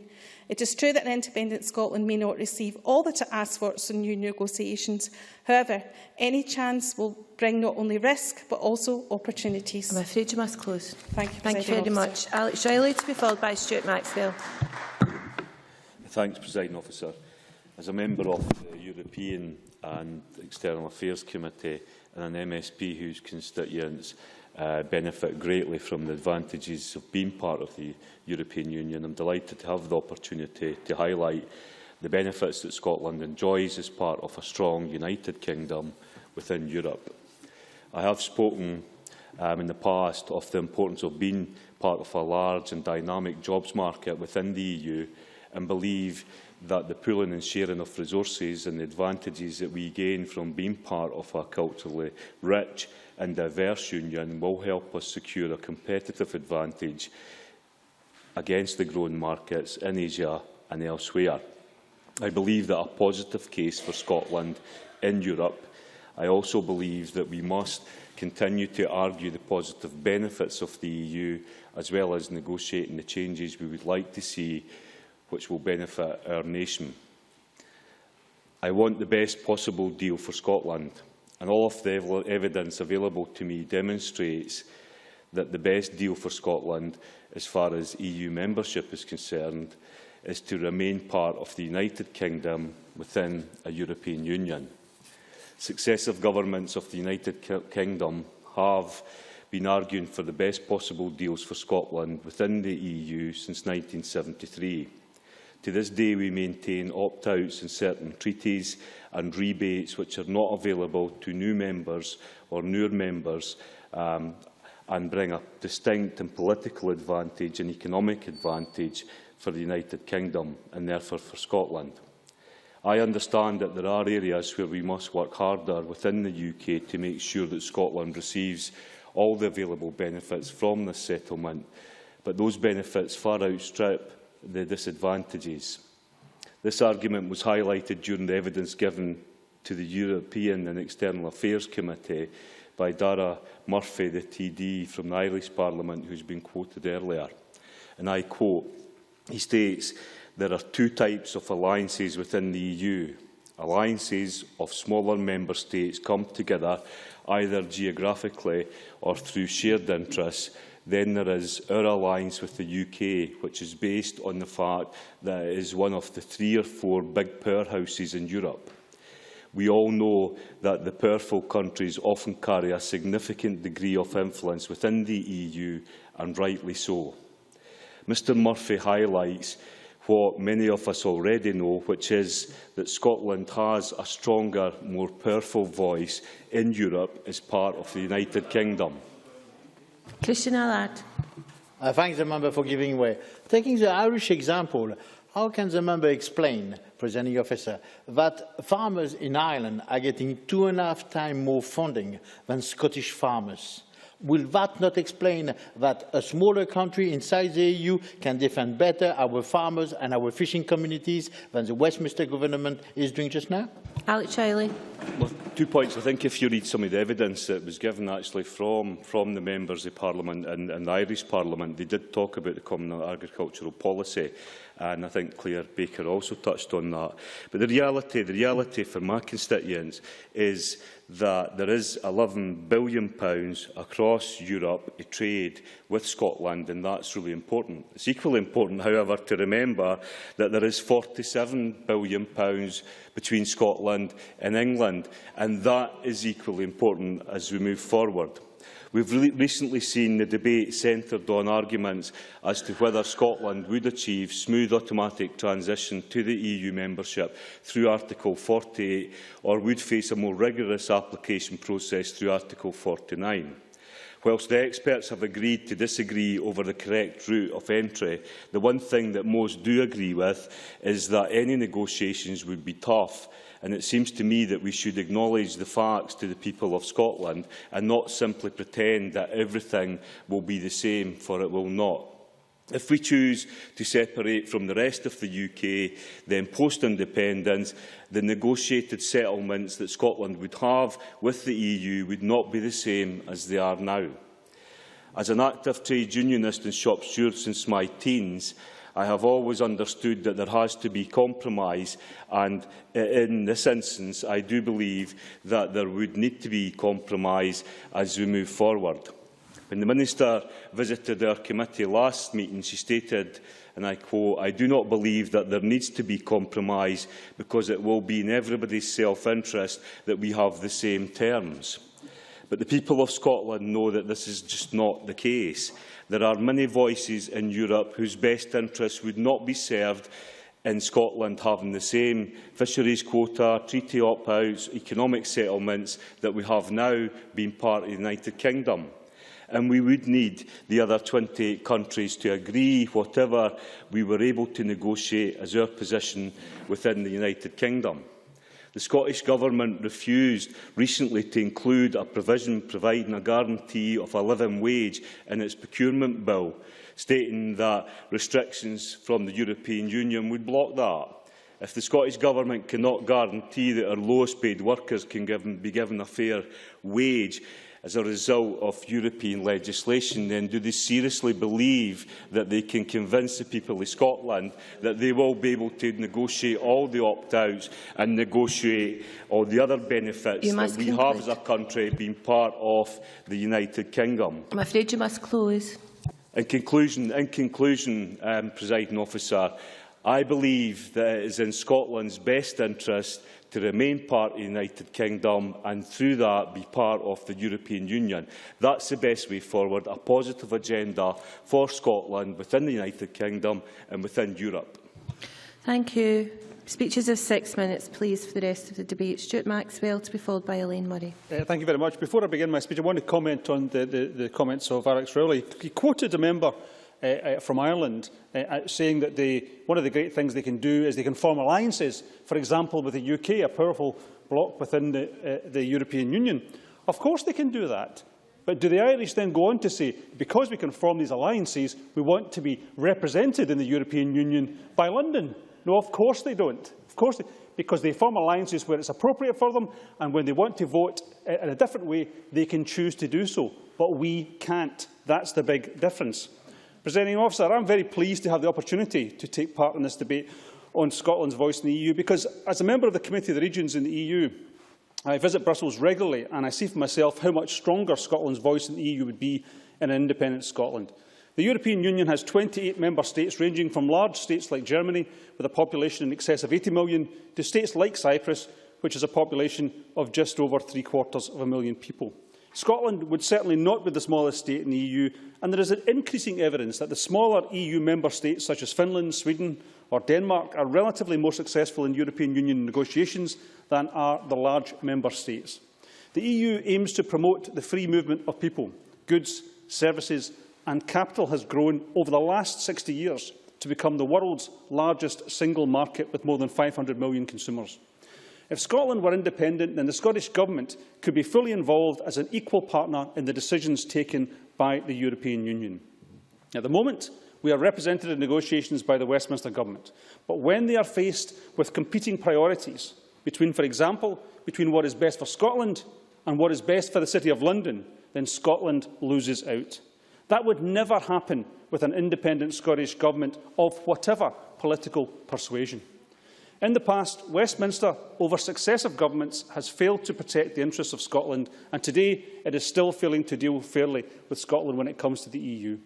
In the newly negotiated agricultural subsidies for 2014-20, the Pillar 1 of the Common Agricultural Policy mentioned by some other members, the UK Government received Pillar 1 convergence uplift, but only because of Scotland's low per hectare payment rate. We must remember that about 85% of Scotland's land has less favoured area status, as compared with about 15% of land in England.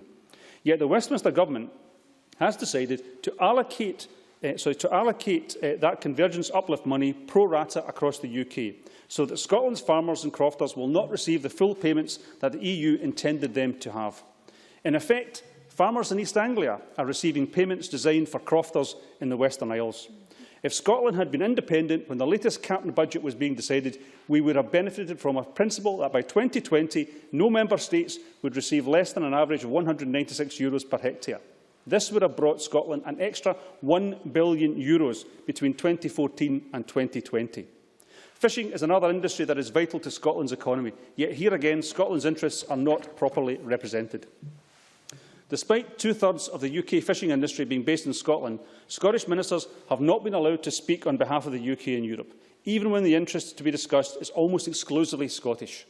Of course, none of this is surprising when we learned, as we did when papers from Ted Heath's government were released under the 30-year rule, that a Scottish Office memo from the time stated that the Scottish fishing industry, and I quote, must be regarded as expendable. Scotland, its interests and its people have not been Westminster's priority for a very long time indeed. The Scottish Government's aims for Scotland fit very well with the growth strategies of the EU. In 2010, the European Union set a 10-year growth strategy for the EU entitled Europe 2020. This strategy set 7 flagship initiatives to maximise the potential of the member states of the EU, and these initiatives closely match our own targets for Scotland's growth. For example, Initiative number 3 is a digital agenda for Europe, which aims to speed up the rollout of high-speed internet and to reap the benefits of a digital single market. Scotland, with its remote and scattered population, would benefit enormously from the realisation of such an initiative. And the area of Scotland which would benefit the most are those areas which are most in need of investment and development. To turn to another industry, the food and drink sector contributes 18% of Scotland's overseas exports, but a bit less than 1.5% of the overseas exports of the UK as a whole. It is therefore absolutely vital to Scotland's business interests that Scotland retains access to the common market that membership of the EU brings. In 2010, the EU 27 accounted for over 25% of the total world output. We cannot afford to be shut out from this market. But if Scotland remains in the UK, and there is, as seems likely, a referendum on Europe in the next Westminster Parliament, then there is a real possibility that Scotland could vote to stay in the EU, but end up outside the EU, our access to a market of around 500 million people threatened as a result of being outvoted by the rest of the UK. If we were independent, we would have our own voice in Europe to protect our interests and argue our case.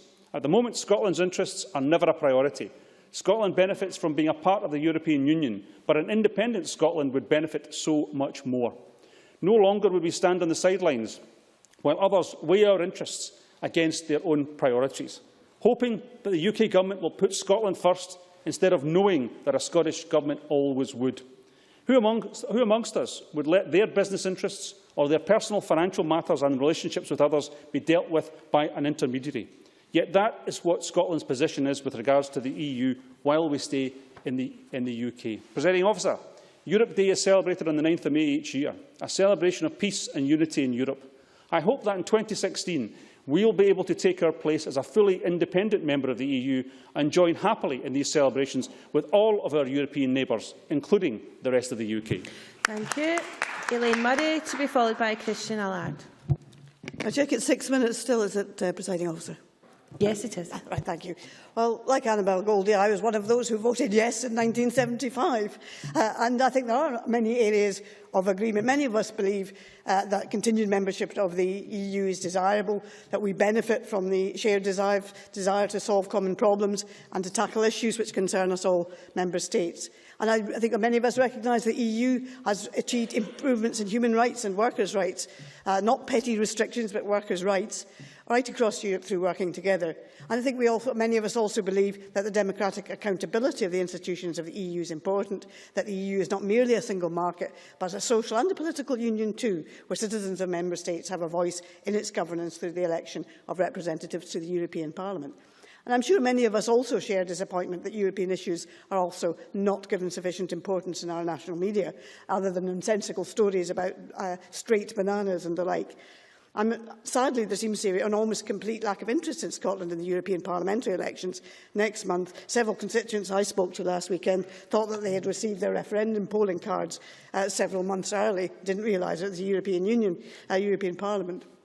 Now, of course, the democratic and financial accountability of the EU and its institutions could be improved. But even if it is not perfect, or even maybe not nearly so, the desirability of nations working together, of addressing issues across borders, of enshrining the rights of citizens and ensuring that those rights are not undercut by their neighbouring states is extremely desirable. And where there is a social union, as well as a common trading area, decisions should be taken democratically. So what puzzles me is that while many SNP members believe this to be desirable at a European level, they reject the concept of a political union within the United Kingdom.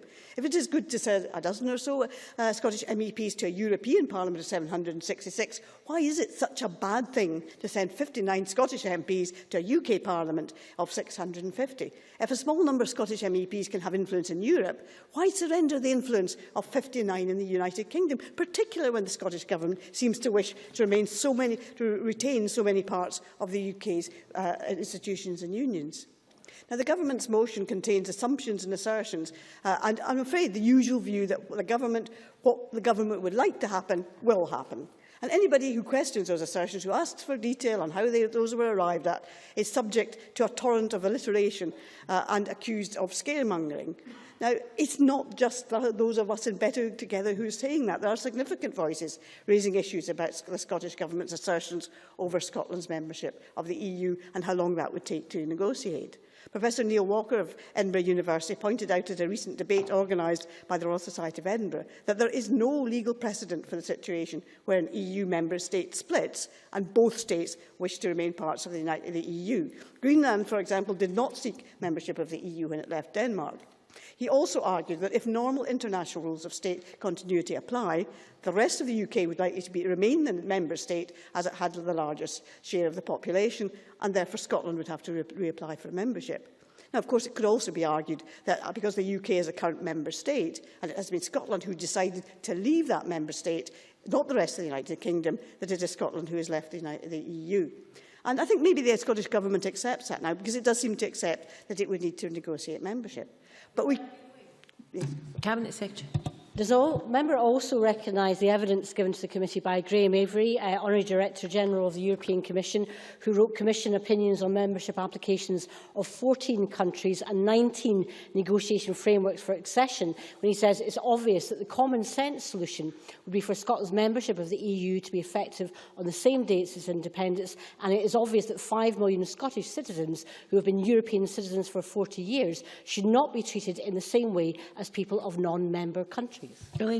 I think that all that the Cabinet Secretary is demonstrating there is that there are differences of opinion. I've quoted one academic opinion, you've quoted another one. That's why we cannot be certain what will happen. And just to assert that because you want it to be that way does not mean that it will happen that way, because we don't actually know how long splitting up the assets, liabilities and institutions of the United Kingdom might take. The Scottish Government asserts it will be 16 months to negotiate, but it takes 2 to agree the terms of separation, and the UK Government has to play a part and has some say in that. We don't know how long application for membership of the EU would take. The Government might like negotiation to start on the 19th of September and be completed by March 2016. It doesn't mean that that is what is going to happen, because the process would depend on the attitudes of the other member states too.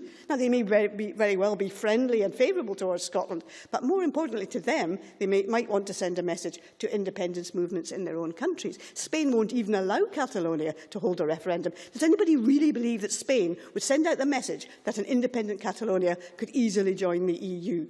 And during the period of application, if it didn't take place within the time frame the Scottish Government asserts it will, what will happen to my constituents? What will happen to the payment of agricultural subsidies and rural development funds? Would the EU continue to pay out if Scotland was not yet a member state? If we can quote somebody else who knows a thing or two, Bertie Armstrong, the Chief Executive of the Scottish Fishermen's Federation, he has described the application process as being potentially protracted and tortuous, and he said that when complete it would leave Scotland as a, quote, small voice requiring to attract support from many and disparate allies. I must say to the members of the SNP that raising these issues is important. It is not scaremongering. It is being realistic, and we do need to have answers to that because it's so important to the decision we take in September. Thank you very much. Christian Allard, to be followed by Patrick Harvey. Thank you very much, Presiding Officer, and I'm quite thankful to the Scottish Government to bring that debate today. Scotland's voice in the EU, I like to think that I'm the French voice in this Parliament. And I'm a voice as well of the fishing industry. Somehow I spent 30 years in this country working for the Scottish fishing industry. And I do not recognise some contribution of the members on both sides of the chamber when we talk about the benefit for the fishing industry to be part of the UK and having the UK negotiating fishing rights, our Scottish fishing rights in the EU the last 40 years. I have to say that I don't recognise that at all. On the quayside in Fraserburgh and the quayside of Peterhead and in Aberdeen, in the fish processors in Aberdeen, I think a lot of people will ask how come some members of the Scottish Parliament can make such a contribution, telling us that the fishing industry is better off being part of the UK and having UK ministers negotiating in Europe. I can tell you this is not the case, and one of the reasons I'm here in this Parliament is because Westminster is not working for the Scottish fishing industry. It's not. Yes, of course. Claire Baker. Could the member explain why 7 votes at the Council of Ministers on Fishing would be better for Scotland rather than being part of 29 votes? How that would give us more influence? Christian Allard. Yes, thank you very much for the interruption. 7 votes, you are saying. Those votes are not working for the Scottish fishing industry. It's what I've been telling you from the start. Now, after independence, we'll have a lot more than 7 votes, because if you think that the UK will be on our side, we'll have the voices of the UK and we'll have the voices of the MEPs representing an independent Scotland. Not only this, but an independent Scotland will have more MEPs to represent the Scottish fishing industry. So will they represent the farming industry, and will make sure that our farmers will get what their neighbours get in Ireland, which is very important. Yes, Mr McGregor. I thank the member very much for taking the intervention. Did he listen to the Chief Executive of the Scottish Fishermen's Federation when he said that it didn't matter who was in the chair, what mattered was what was said and how effective it was? Christian Allard. Indeed, I did listen to Bertie Armstrong. I always listen to Bertie Armstrong. I know exactly what he said. It doesn't matter who is in the chair, and yet we all recognise that Richard Lockhead has been the best Cabinet Secretary for Rural Affairs, representing the interests of the farming and the fishing industry. Fortunately, he had to represent the interests of our farmers and our fishermen, not at the EU, not in Brussels, but at Westminster, because he's got to negotiate with the Westminster politicians to see if we can have that help in the EU. And unfortunately, the Westminster politicians are not having the same views than Richard Lockhead has. And Richard Lockhead in independent Scotland, our Cabinet Secretary, will really be the voice of the fishermen and the voice of the farming industry. I must go on. But of course, it is common sense for an independent Scotland to become a member of the EU after independence. And that reason was very much highlighted, Presiding Officer, when 2 French politicians came in Scotland and came and visit us. One of them was Joël Garriott-Mellem, a senior French senator from the Union for a Popular Movement Party, who came to see us beginning of the year and who made the position of the French Senate very clear. At the debate, she had a debate at the French debate, and a lot of other senators, and you can look at it online and getting a translation via Google if you want. You can ask me. One of the senators, André Gatolin, said the comment of the President of the European Commission, Mr. Barroso, are too far-fetched. The European Union does not provide rules for the departure of a member state.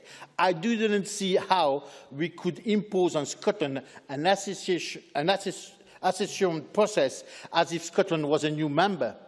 Madame la sénatrice Garriott-Mellem concluded the debate saying that the threats made by Mr. Barroso were inappropriate and resulted from pressure from London. She added that they were not credible. If Scotland votes for independence, it will remain in the European Union, she said. The senatress thought that it would be in the rest of the UK's interest too. Furthermore, another French politician happening on the BBC Scotland programme in March this year, Madame la députée Axelle Lemaire from the French Socialist Party at the Assemblée nationale, denounced the actions of President Barroso and said it's up to the Scottish people and to the people who live in Scotland in general to express their views. This is a very heated but democratic debate going on, and I don't think, she said, it was up to President Barroso to say what he thinks about it. The French MP added that Barroso was after David Cameron's support to head NATO. Unfortunately for the former Prime Minister of Portugal, he did not get the job. Another non-nuclear small country, former Prime Minister did, Jens Stoltenberg from Norway. Madame Axelle Lemaire's political judgment has this month been recognised.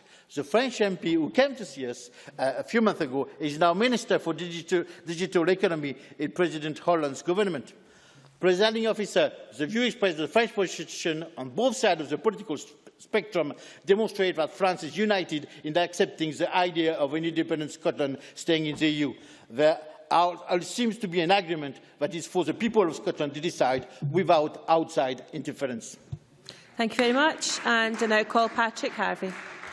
Our title today is Scotland's Voice in the EU, but there have really been several different debates going on today.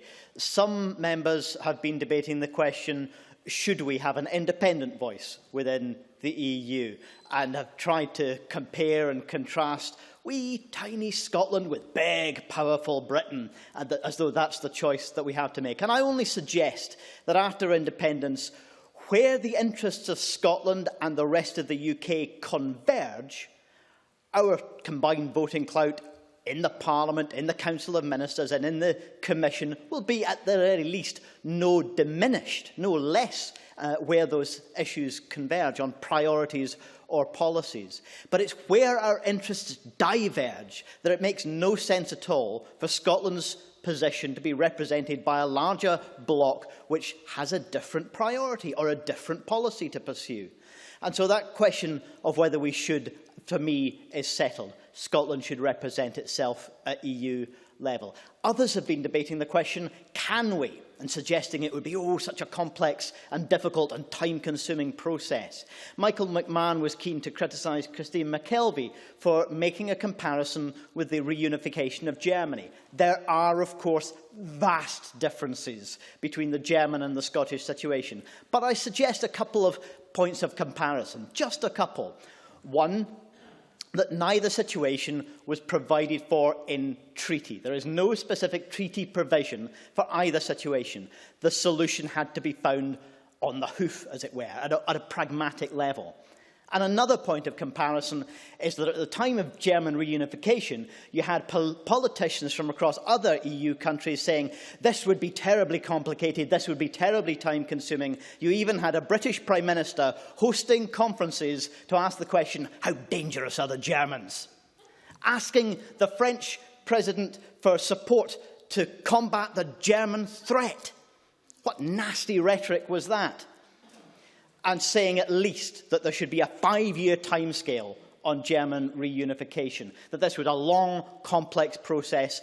When it came to the crunch and the East Germans voted for a unification government, a pragmatic solution was found. The EU is a democratic body. The EU is an expansionist body.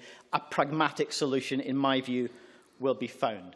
But beyond these questions of whether Scotland and how Scotland can gain an independent, can or should gain an independent voice in the EU, there is another question, which is how we exercise that voice in the EU, what positions we take and how we engage in the debate about Europe's future. Because the debate about Europe's future, much like our own independence debate, is a question about power, not just where power is exercised, but how and in whose interests. And that's where I come to the point that I was hoping to make in an amendment about the Transatlantic Trade and Investment Partnership. And it did surprise me a wee bit that the government's paper on priorities for EU reform had only 9 lines about trade and investment and no reference to this crucial document which is being negotiated at the moment between the EU and the US, and which, through a mechanism called investor-state dispute resolution, has the potential to hand what should be democratically accountable power from Parliament in Brussels and Strasbourg, even from the Council of Ministers and the Commission, to tribunals of corporate lawyers who will meet in private and effectively open up the possibility that corporations will be able to sue national governments for having the nerve to regulate them, for having any impact on their profits from having social and environmental regulations. This is one of the important reasons I am pro-European, is that it has a track record of demonstrating a high commitment to social and environmental regulation. And if we start to undermine that, if Europe starts to undermine that, not only in this, but it's likely to set a precedent for other trade deals, particularly those which will impact on developing countries, whose governments will have no ability, no clout, no resources with which to stand up to the pressure of corporate interests. To give just one example, the Scottish Government is consistently telling us that it has a strong regulatory approach to fracking for shale gas, and that if fracking for shale gas is pursued in Scotland, it will be with buffer zones, it will be with high regulatory standards. Well, there is a danger that if the Transatlantic Trade and Investment Partnership, as it stands now, goes through, those self-same fracking companies that have wreaked such havoc in the United States will have the ability to sue governments in the European Union for having a higher regulatory standard on their activities. There is a danger that even with the political will to oppose that in Scotland, we would not have the legal mechanism to do so. Now, can this be stopped? Can this be stopped? Well, I would argue that the parliamentary defeat of ACTA, the Anti-Counterfeiting Trade Agreement, demonstrates that this kind of mechanism can be defeated at European level. Voices are starting to come out against it in the American Congress as well. This is exactly the time to be challenging the content of the TTIP trade deal between the EU and the US, and I believe the Scottish Government should do the same. There are alternatives, and I would encourage members to look at the alternatives such as alternativetrademandate.org for ideas about a more humane trade arrangement which Europe could champion, which would be more in keeping with human rights, with environmental protection and with social justice. Thank you, Presiding Officer. Many thanks. We now turn to the closing speeches and remind members that all members should be in the chamber for closing speeches if they participated in the debate. I call on Jamie McGregor. 6 minutes, please, Mr McGregor. Thank you, Deputy Presiding Officer. Can I start by saying I very much welcome this debate, having spent the last 4 months as a member of the European and External Relations Committee examining how an independent Scotland would, or even could, play a future role in the EU. I'm not sure if the committee's convener or the Scottish Government intended that our inquiry would expose the many myths perpetrated by the SNP, but it has been a very useful exercise for doing just that. From the many experienced, influential and key experts who have given evidence to the committee, it's clear that there is no automatic right that an independent Scotland would be admitted to the EU. I think of the contributions made by leading academics such as Kenneth Armstrong, Professor of Law at Cambridge University, who said that Article 48, the so-called fast-track means by which an amendment to the treaties would be sufficient for Scottish membership, would be, and I quote, legally implausible and incredibly politically risky. Professor Armstrong went on to say that Article 48 is a way of renegotiating the treaties between existing member states and not with some other non-member state. I'm also reminded of what Patrick Leyden QC said, and I quote, if we decide seriously to leave the United Kingdom, one of the consequences that is reasonably clear and generally agreed is that Scotland will not be part of the European Union. The Labour amendment rightly makes reference to the European Commission President José Manuel Barroso's clear statement on Scottish EU membership, also supported by his EU Council counterpart Herman Van Rompuy. And only earlier this month, Senior Barroso's deputy, Viviane Reding, wrote to the committee convener stating, when part of the territory of a member state ceases to be part of that state, e.g. because the territory becomes an independent state, the treaties will no longer apply to that territory. That's pretty clear, I think.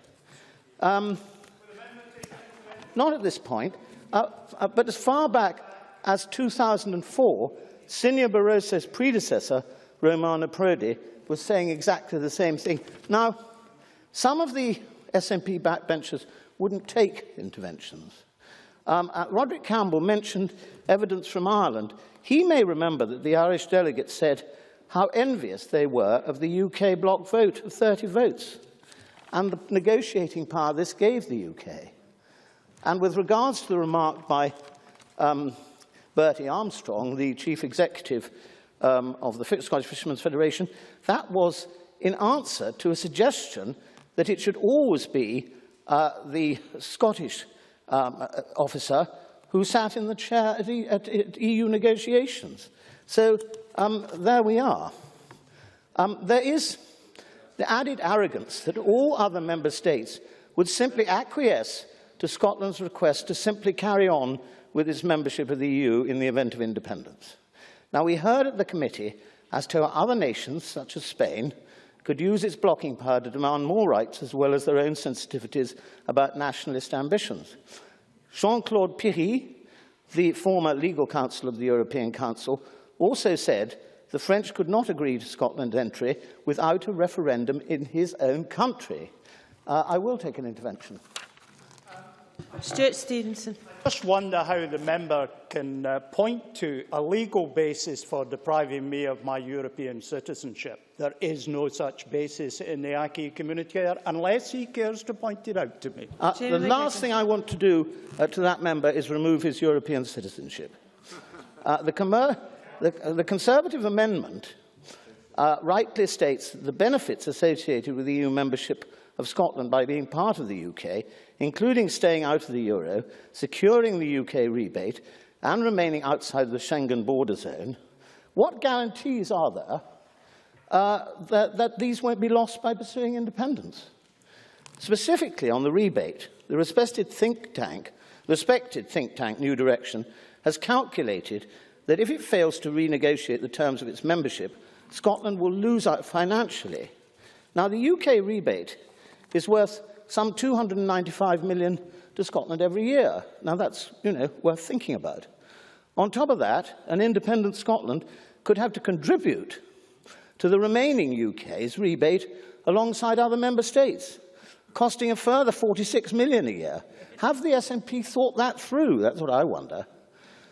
But let us dispel, at last, the myth that Scots do not want a referendum on a reformed EU. Because last year's polling suggests that 58% of Scots agree with holding such a referendum, including 43% of Lib Dem voters, 52% of Labour voters, and a staggering 63% of SNP voters. So, as Annabel Goldie said, why can't we have a referendum on that when the SNP are so keen on having a referendum on independence? It doesn't seem to make sense. As a committed European myself, I believe that the British people, including a majority of Scots, will vote in favour of membership of David Cameron's reformed EU.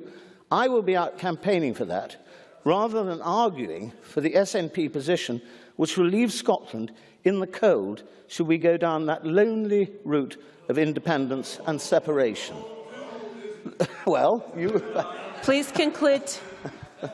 The fact that the SNP's position on an independent Scotland in the EU is based on assumptions, the consequences of which we do not know, this is one of the many reasons I hope the Scottish people will see sense and reject independence on the 18th of September.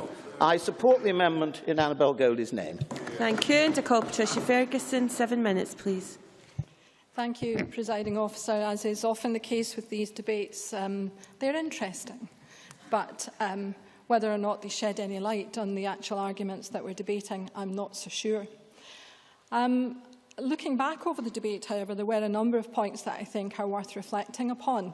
I was quite surprised that the convener of the European Committee believes that Scotland only has 2 MEPs. The rest of us happen to think that there are slightly more than that. Well, either that or she seems to think that only those 2 MEPs matter. Now, I'm not sure which it is, but that's certainly the impression that she's given to the Chamber this afternoon.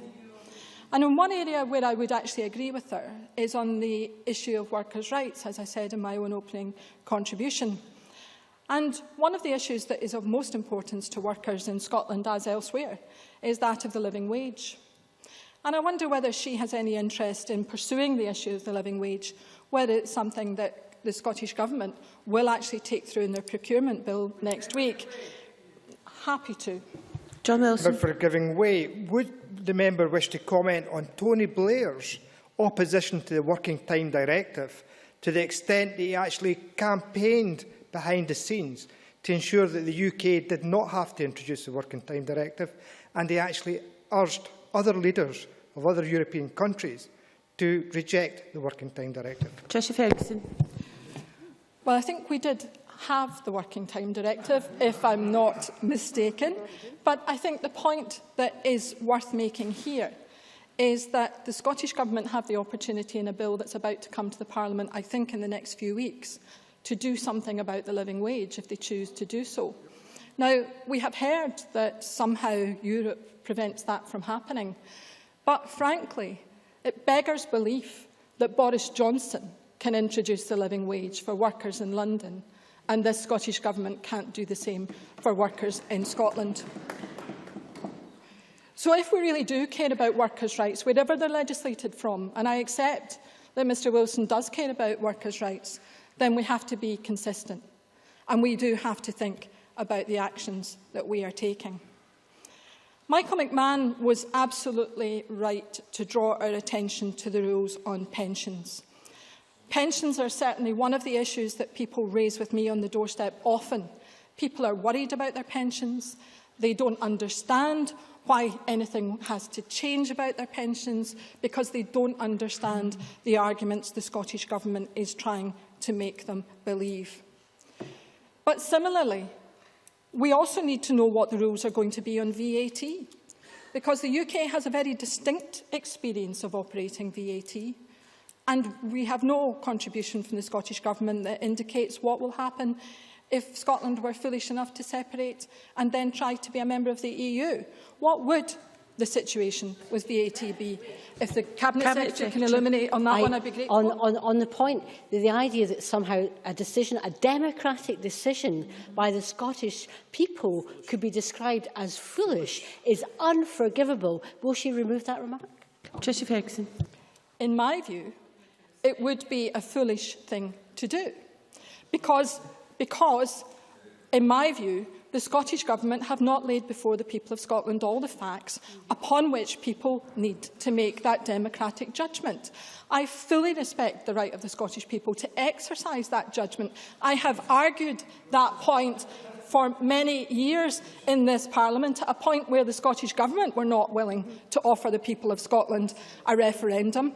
It is not the referendum that I am criticising. It is not the Scottish people. It's the fact that we're going to be asked to make that decision based on so many assertions and so few answers.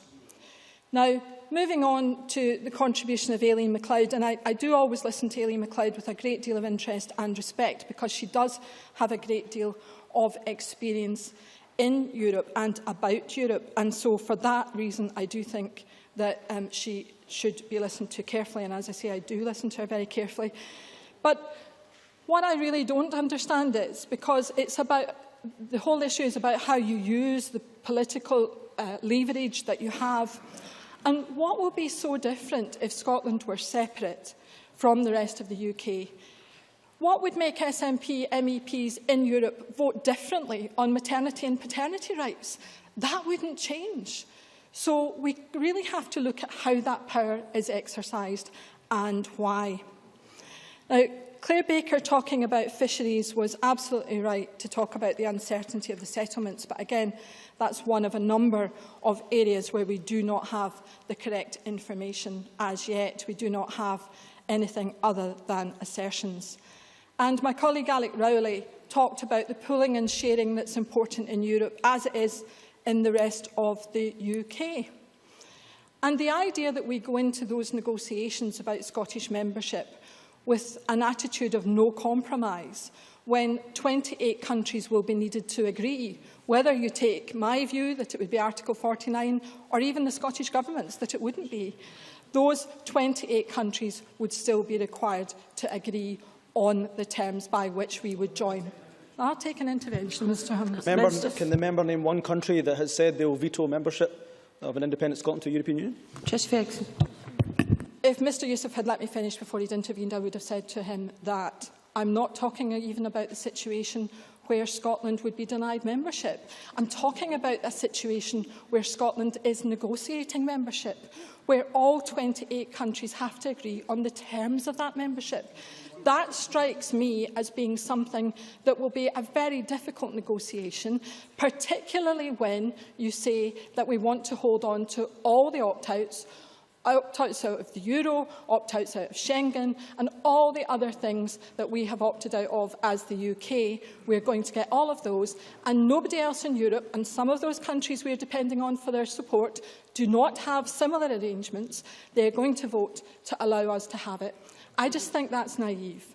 And I think that that's something that will be much more difficult, particularly if we go forward with the idea that we're not going to compromise on anything. We already know what the Deputy First Minister's red line is. We've heard a few more, I think, in the course of today. You must draw to a conclusion, please. Oh, thank you, Presiding Officer. I think that my colleague Elaine Murray made the point about political arithmetic, as I did in my opening speech, and I think she was right to do so. And I have to say to Christian Allard, if Richard Lochhead has such a hard job negotiating within the UK delegation, how on earth will they cope negotiating with 28 individual fisheries ministers, all with their own agendas? That just seems to me to be absurd. I'm afraid you must close. Thank you, Presiding Officer. Presiding Officer, I would like to think that the turnout and the number of people participating in the Euro elections in a number of days' time, 30 days' time from now, will be increased from that it normally is. I would like to think that our contributions here today would have helped to encourage people to take part in that debate.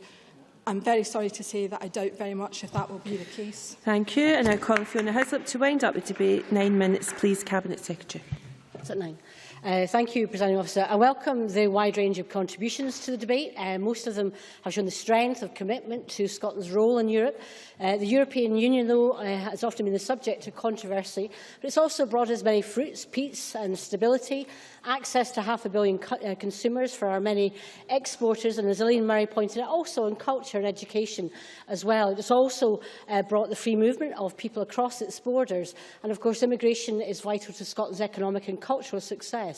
Our immigration needs are different to the rest of the UK's, and I reject the frequent and populist anti-immigration sentiment that we've seen in recent months, both in the UK and elsewhere in Europe, and I'm concerned about what we're hearing in the weeks ahead before the European election.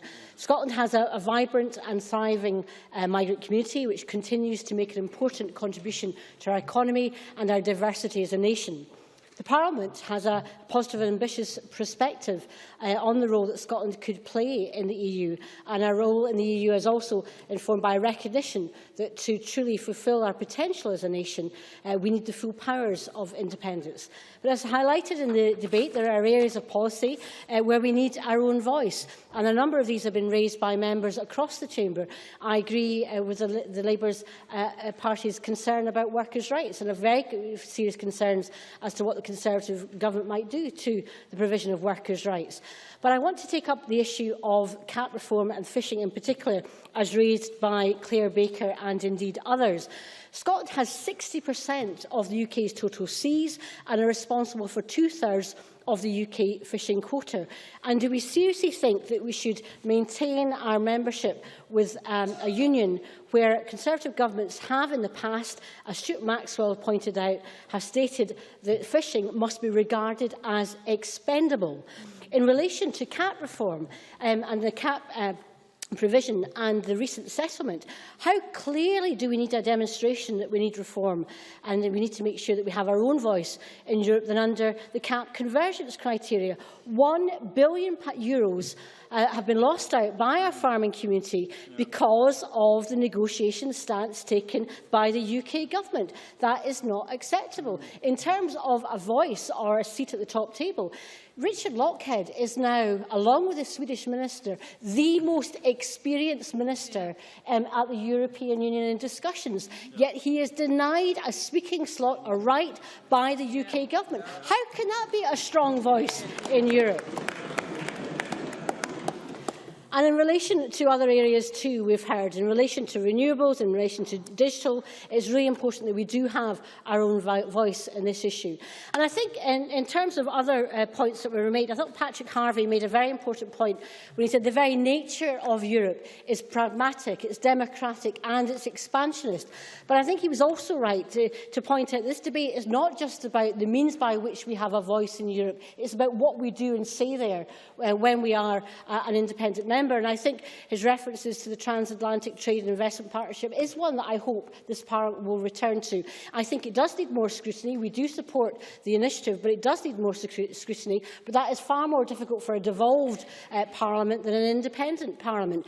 And he may be interested to know that I discussed some of the relevant issues in relation to trade with other government ministers during a recent visit to Paris at the invitation of the French government in relation to the digital market and culture in relation to that partnership. But it's also important to recognise, in relation to Scotland, that there is recognition that Scotland will be a member of the EU and that there are huge benefits for both Scotland and Europe in Scotland taking her place at the top table. The European Commission has not taken a view on Scotland because it has not been presented with a request to do so. Claire Baker said the burden on proof is on the Scottish Government, but only the UK can request that, that view to be taken by the European Commission, and they have not done so. In relation to Scotland's position is unprecedented. There is no article in the treaties on the European Union that allows for part of the member state that votes for self-determination to be unwillingly removed from the EU. So the references to Article 49 are all about provision that would not exist in Scotland's situation. Commentators who have expressed a view are expressing simply an opinion, and I will reiterate that I have left in spice not only the response by the European Commission but also the Council of Ministers, the fact that there has not been analysis developed in these areas. Their opinion, of course, disregards the fact that there is an 18-month period between the vote and independence. And as both the Scottish and the UK governments have signed the Edinburgh Agreement, they've committed both sides to respect the result of the referendum, to work cooperatively together in the interests of Scotland and the rest of the UK after a yes vote, and there would be an obligation to seek to resolve Scotland's position before the date of independence. And indeed, I think it's quite telling that even David Cameron, in a recent television debate, made the point that he would absolutely support Scotland's membership of the EU. But I'd like to also refer to some other points that were made, in particular in relation to some of the areas of the UK current position. UK's current position is in danger of sleepwalking to the exit of the European Union. Cameron Buchanan made some references to Japanese business interests. He may be aware that the UK government is currently consulting on a balance of competencies prior to this negotiation that we've heard of. One of the few countries that have agreed to engage in the balance of competencies, funnily enough, is Japan. And what is Japan's view in relation to the UK's proposals? They are seriously concerned that the UK's position on the EU would damage their interests in relation to access to the European Union. Perhaps you might want to reflect on that issue. Indeed. Thank you. Thank the Cabinet Secretary for giving way. Given the dire warnings that we've heard from the Conservative benches about the danger of uncertainty in this debate, what does the Cabinet Secretary have to say about the terrible uncertainty of Mr Cameron's proposals to renegotiate the European Union? How can he stand there as a political leader offering a European policy which has no guarantees whatsoever? I think that's a point well made. And nobody that I've spoken to in Europe thinks that somehow a treaty negotiation by threat of leaving the EU by referendum is any way to go about activity and influencing people for change. There's a whole area that Scotland can speak with its own voice.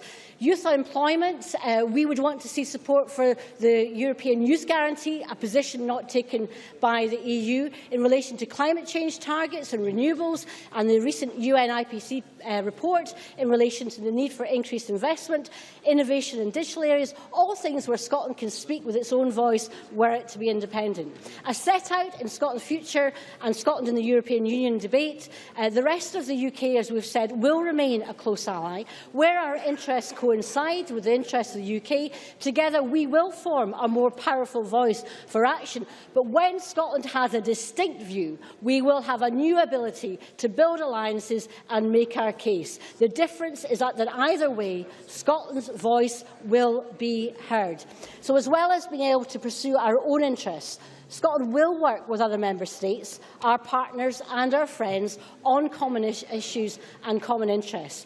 Yes, we know that the European Union needs reform, but that can be achieved within the existing treaty structure. And I'm about to close. We can pursue that agenda, but threatening to walk away from the European Union if you do not get your way is no way to bring about the change that is needed. We will act constructively. We will act for the progressive interests in the European Union. We may have differing views around independence, but I hope there will be much that we can agree on in the future. And, Presiding Officer, wouldn't it be better that next time we have a debate on the European Union, we're preparing and planning what our collective voice, our united voice will be as members of the European Union and independent members of the European Union?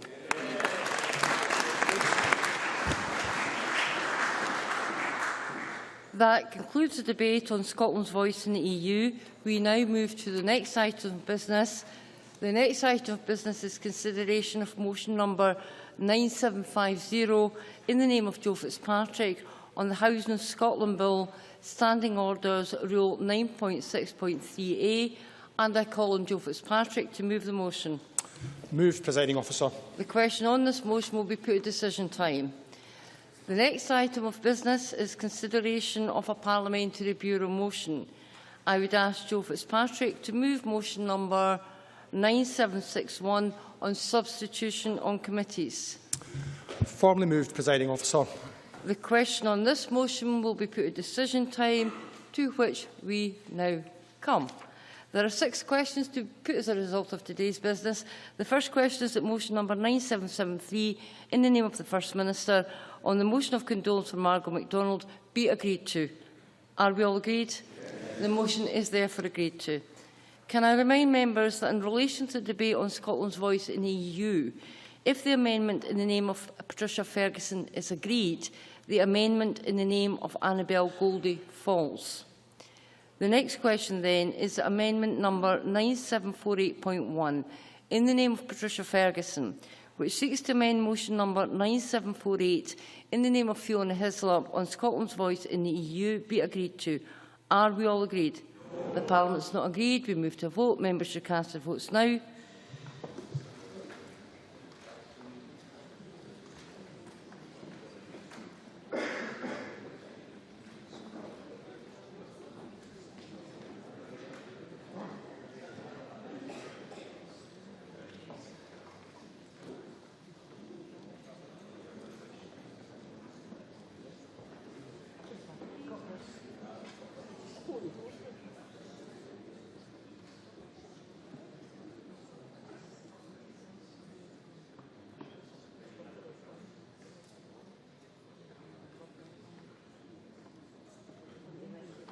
The result of the vote on amendment number 9748.1 in the name of Patricia Ferguson is as follows.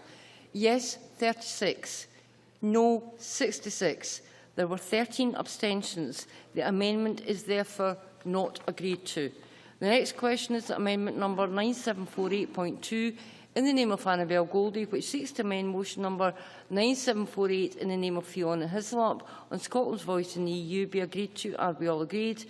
Parliament is not agreed. We move to vote. Members should cast their votes now.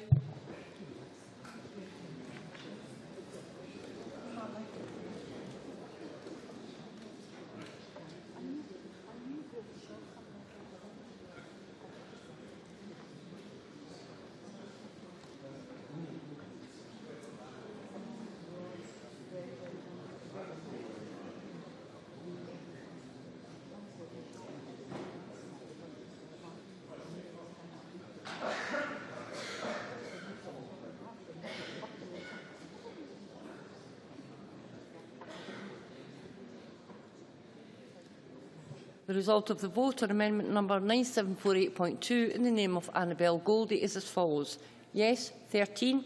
No, 102. There were no abstentions. The amendment is therefore not agreed to.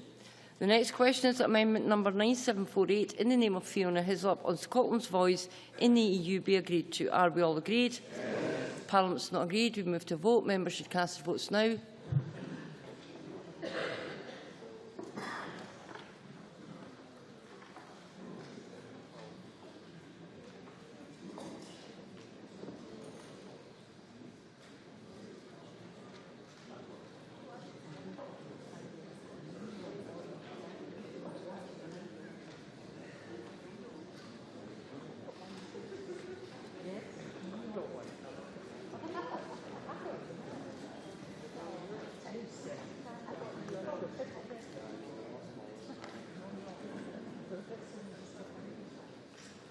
The result of the vote on motion number 9748 in the name of Fiona Hislop is as follows.